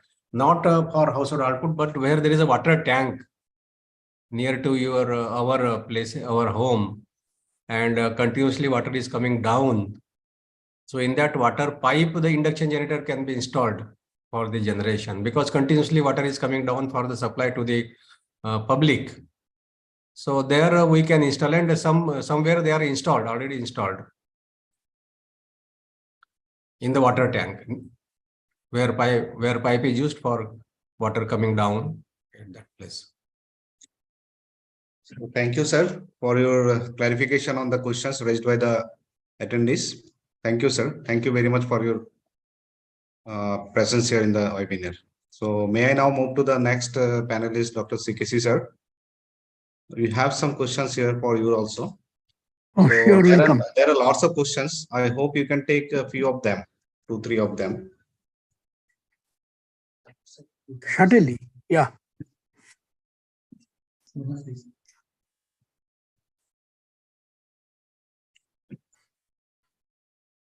So could you see the question and answers, or otherwise I can read out? You please read out now. That would be good for me. Okay, fine. You select the questions and read Yeah, out. I'm taking the question. Yeah, Another critical question is that will it be possible for zero fossil fuel generation by 2030? Because fossil fuel burning is the main source of global warming and will continue. What is your opinion in this matter, sir? This is the question raised by Vivek Roy. That's a great question. No, that's a great. Yeah. The fossil fuel, as far as our consumption is concerned, as per our country, and the reservation is concerned, still we can continue. If you do not use renewable energy at all, we can still continue another 75 years. But that Professor Das, Dr. Pirnath Das told, we are approaching to net zero emission. That is very, very important aspect, and all the countries are approaching or moving toward this side. So we have to accept renewable energy in this case. But by 2030, our target is not fully, we cannot eliminate the fossil fuel. Whether it's a nuclear type or the reason is, first, I already discussed a lot of challenges, and secondly, the storage. And the question, where the question comes in the storage, in theoretically aspect, we can talk about the battery and energy management systems and all that. But most of the energy, the energy storage in the form of battery comes from the lithium-ion battery. It's a lithium-ion based battery. And lithium-ion reserve is only possible reserve there only in that side, in China, not in our country. So what we have to do, either we have to purchase the old batteries from China, or whatever the batteries are available in our place, we have to reuse it. And second important concern is the lithium-ion storage. That storage in China is a very bulk quantity also. If we want to store the renewable energy to mitigate the issue, we need huge amount of battery, which requires huge amount of lithium-ion that material. But lithium storage is very, very limited in China too. So there is another important aspect. No, so we have to. There is no, in fact, I told in my delivery, no, there is no one fit solution is available for that. So currently, you have to go for a healthy mix. There is no doubt behind it. We have to go.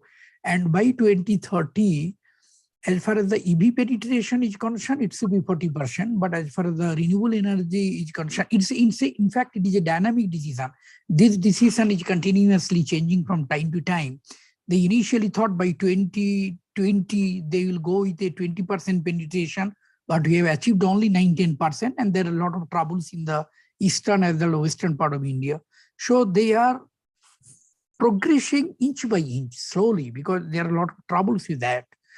So that way, but government is gone with a lot of proposals. Already Professor Das explained, and we are moving ahead with this. Don't behind it. But by 2030, I think it is a theoretical target, I guess, as per my knowledge is concerned. We cannot fully eliminate the fossil fuel. That was the question. Am I right? Yes, Am I in the track with the questions? I hope so. Yeah. So next, I'll take 2 more questions from Yeah. I'm welcome to answer it. Actually, the next is, how do you handle the massive electronic waste generated by discarded solar panels after the useful life of the solar power projects? Can you face this challenge through technical innovations for improving solar panels? The questions from West area.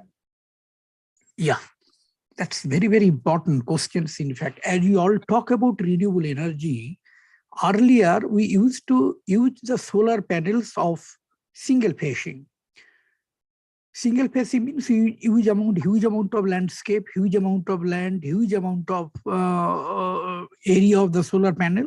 Or nowadays, thanks to technological advancement, we have gone for double phasing solar panel, by which we can able to reduce the amount of, the hardware part of the solar panel, because these are all e-wastes. Government is also thinking, after we are all talking about renewable energy, it's okay, but the lifespan of this solar panel is in the tune of 25 to 30 years.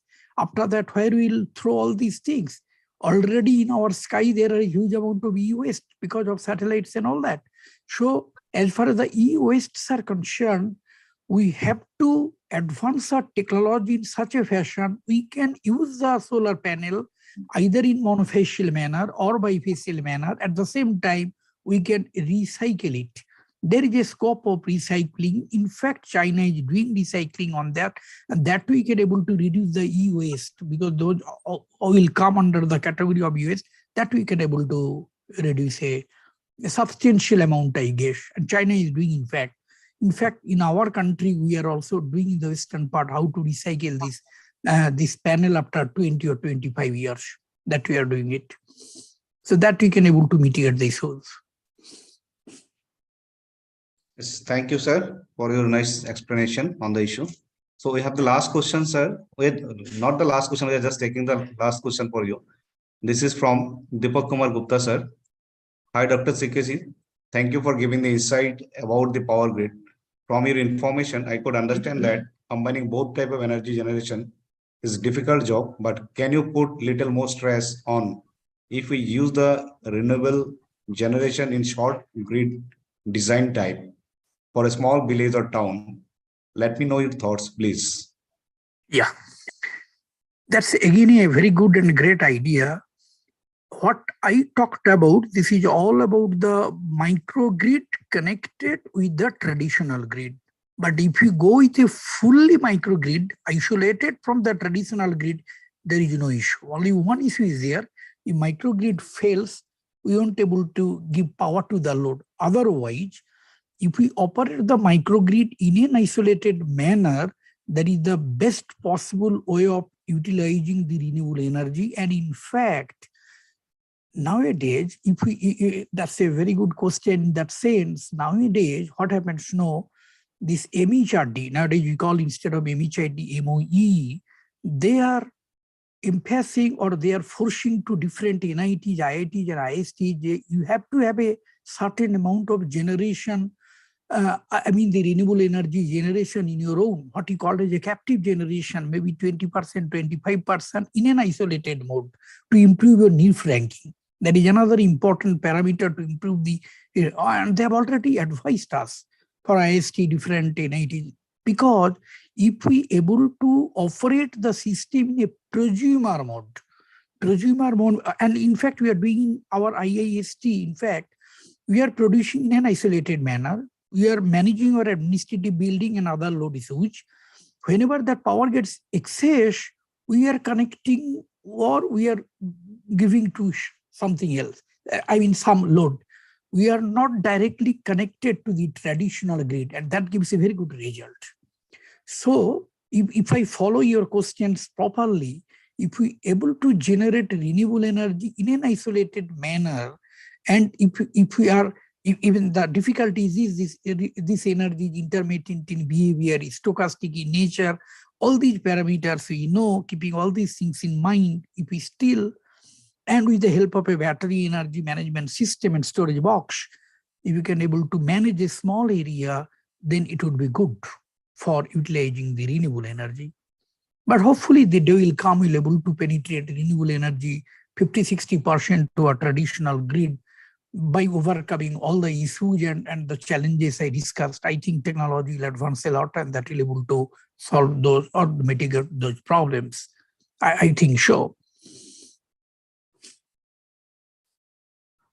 Dr. Gupta, am I clear to you? Is it, are you satisfied with the answer, or should I explain more? Thank you, sir, for your explanation on the topic. If there is any doubt, you can attendees can directly contact with the panelists for any question. My mail ID is already there. You can directly communicate. Most welcome. Thank you, sir. We'll take few questions for third panelist, Professor Piyanath sir. There is a questions whether presentations can be shared. So you can directly contact with the panelist for such cases for requirement of presentations. Because I'm not getting the questions. I'm just telling, sir. The question I'm taking, this is for Kaushik Das. I have 3 questions. What is the future of geothermal energy in India? Achha, geothermal energy in India. It's my views in the coastal areas, the oceans are available in the western zones in India. So geothermal is not a big power plant we can generate, but small power plant we can generate. When geothermal power is the cost, I don't know what will be the cost effective, whether it is cost effective or not. Okay, next is energy from west. West, it is possible. Among it will be and it can be done. And also some of our students are doing their research in the waste products, and they are doing good research work in the areas of waste products. So it can be done, and it will be clean our environment, and also if we can use the waste, suppose in our in our campus, NIT campus, we have the hostels. So 3,000 students are staying in the hostels. So waste products, after their breakfast and lunch and dinners, some waste products are available. So by using these waste, we can generate the power, and small scale power plant we can set up. And this is in future, it will be helpful for the society as well as and it will be the eco-friendly also.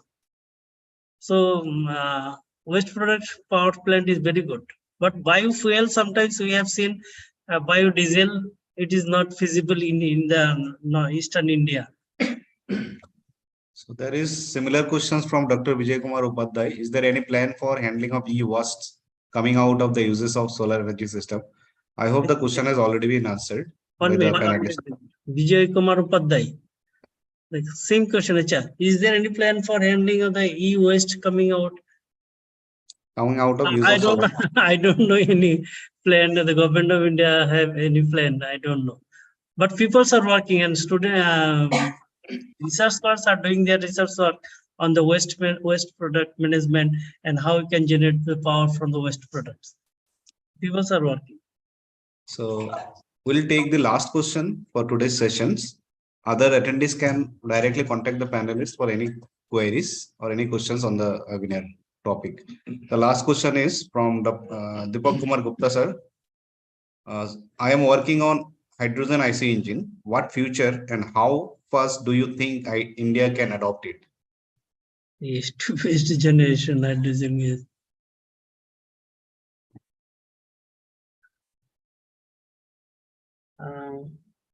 So Waste generation is it can be done. I think it can be done, but it is in the primary stage. Research is going on also in these areas, and it is in the R&D sector. I think research can be done in the area of the waste gas, and I think one of my students are working with these areas, and he is working with by using the converting the scooty petrol, and scooty can convert it into the petrol as well as the battery, solar. And so I think there can be there the hydrogen-based generation can be done, and research in the peoples are doing research, doing their research in the area of hydrogen-based gas by using hydrogen gas also. Thank you, sir. There is another question. It is, I am in Ontario, Canada, and I want to invest in renewable energy in India. A modest amount. What should be the area that has good potential is say 2 million USD. So you can, for these questions, you can directly contact with the panelist. Regarding the hydrogen EC engine, how fast do you think India can adopt it? I hope the government of India is already planning on it. It's already planned. Already a test run is going on with the engine, and there is sufficient policy guidelines in the website of India. So you can refer to that Indian government website for other details for H2X engines. So here we comes to the end of the question answer sessions. So Sir, now, 1 minute, 1 minute. sir. 1 minute. Kaushik Dayas had asked what should be the area that has good potential. The solar. He want to do the solar or where? Renewable energy.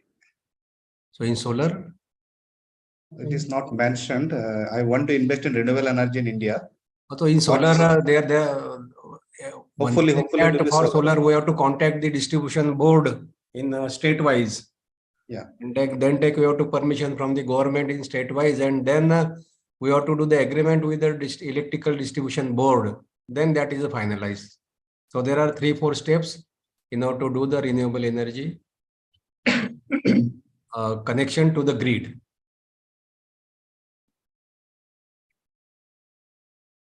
Again, in detail, Kaushik Das can contact Priyan Das, sir. Thank you, sir. Okay. So by this, may I now request Dr. M.K. Deburma, FIE Honorary Secretary, IAI Tripura State Center, to deliver his vote of thanks.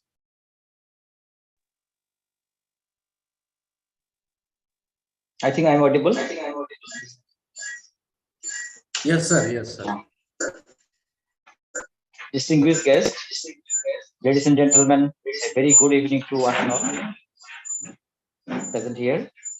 So it's my privilege to have been asked to propose a vote of thanks in this IEA technical webinar on renewable energy opportunities, key challenges, and potential solutions.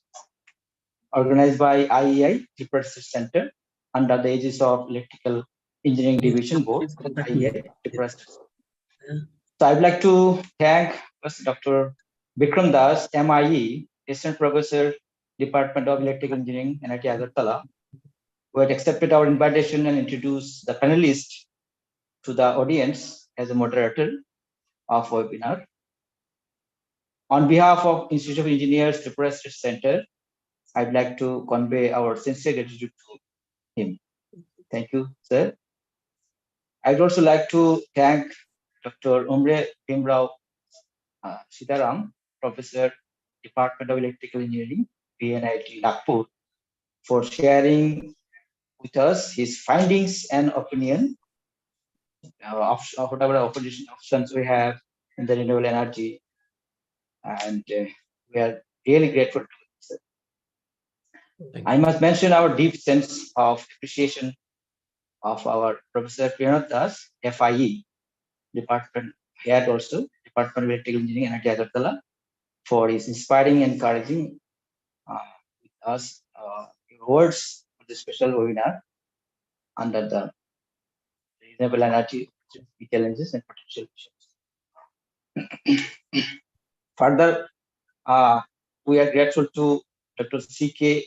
Chanda, Professor HAG, Department of Electrical Engineering, IIST Shibpur, for demonstrating his views on renewable energy and its opportunities, key challenges, and potential solutions. It was nice discussion, sir. Thank you so much. I also extend my thanks to Dr. Shobhadip Bhattacharya, FIE Chairman, Association of Engineers Tripura Center, for his enormous cooperation in this organization, this event. I'd like to thank all the distinguished dignitaries, past chairman, past honorary secretary, joint honorary secretary, senior members, corporate members of the IEA, who have given us the pleasure of their company today. I also like to thank various honorary office bearers and those silent workers behind the scene who have ensured the success of today's webinar. Ladies and gentlemen, an event like this cannot happen overnight. The wheels start rolling almost 3 months ago, so it requires planning and everything like how to give a proposal and all. We have been fortunate enough to be backed by a team of a very motivated and dedicated electronic engineering division members of the IEA Diversity Center. And I want to state here most thanks to our headquarters for the continuous support. This is approved by headquarters Continuous Professional Development CPD program of the IEA, which is supported by IEA headquarters.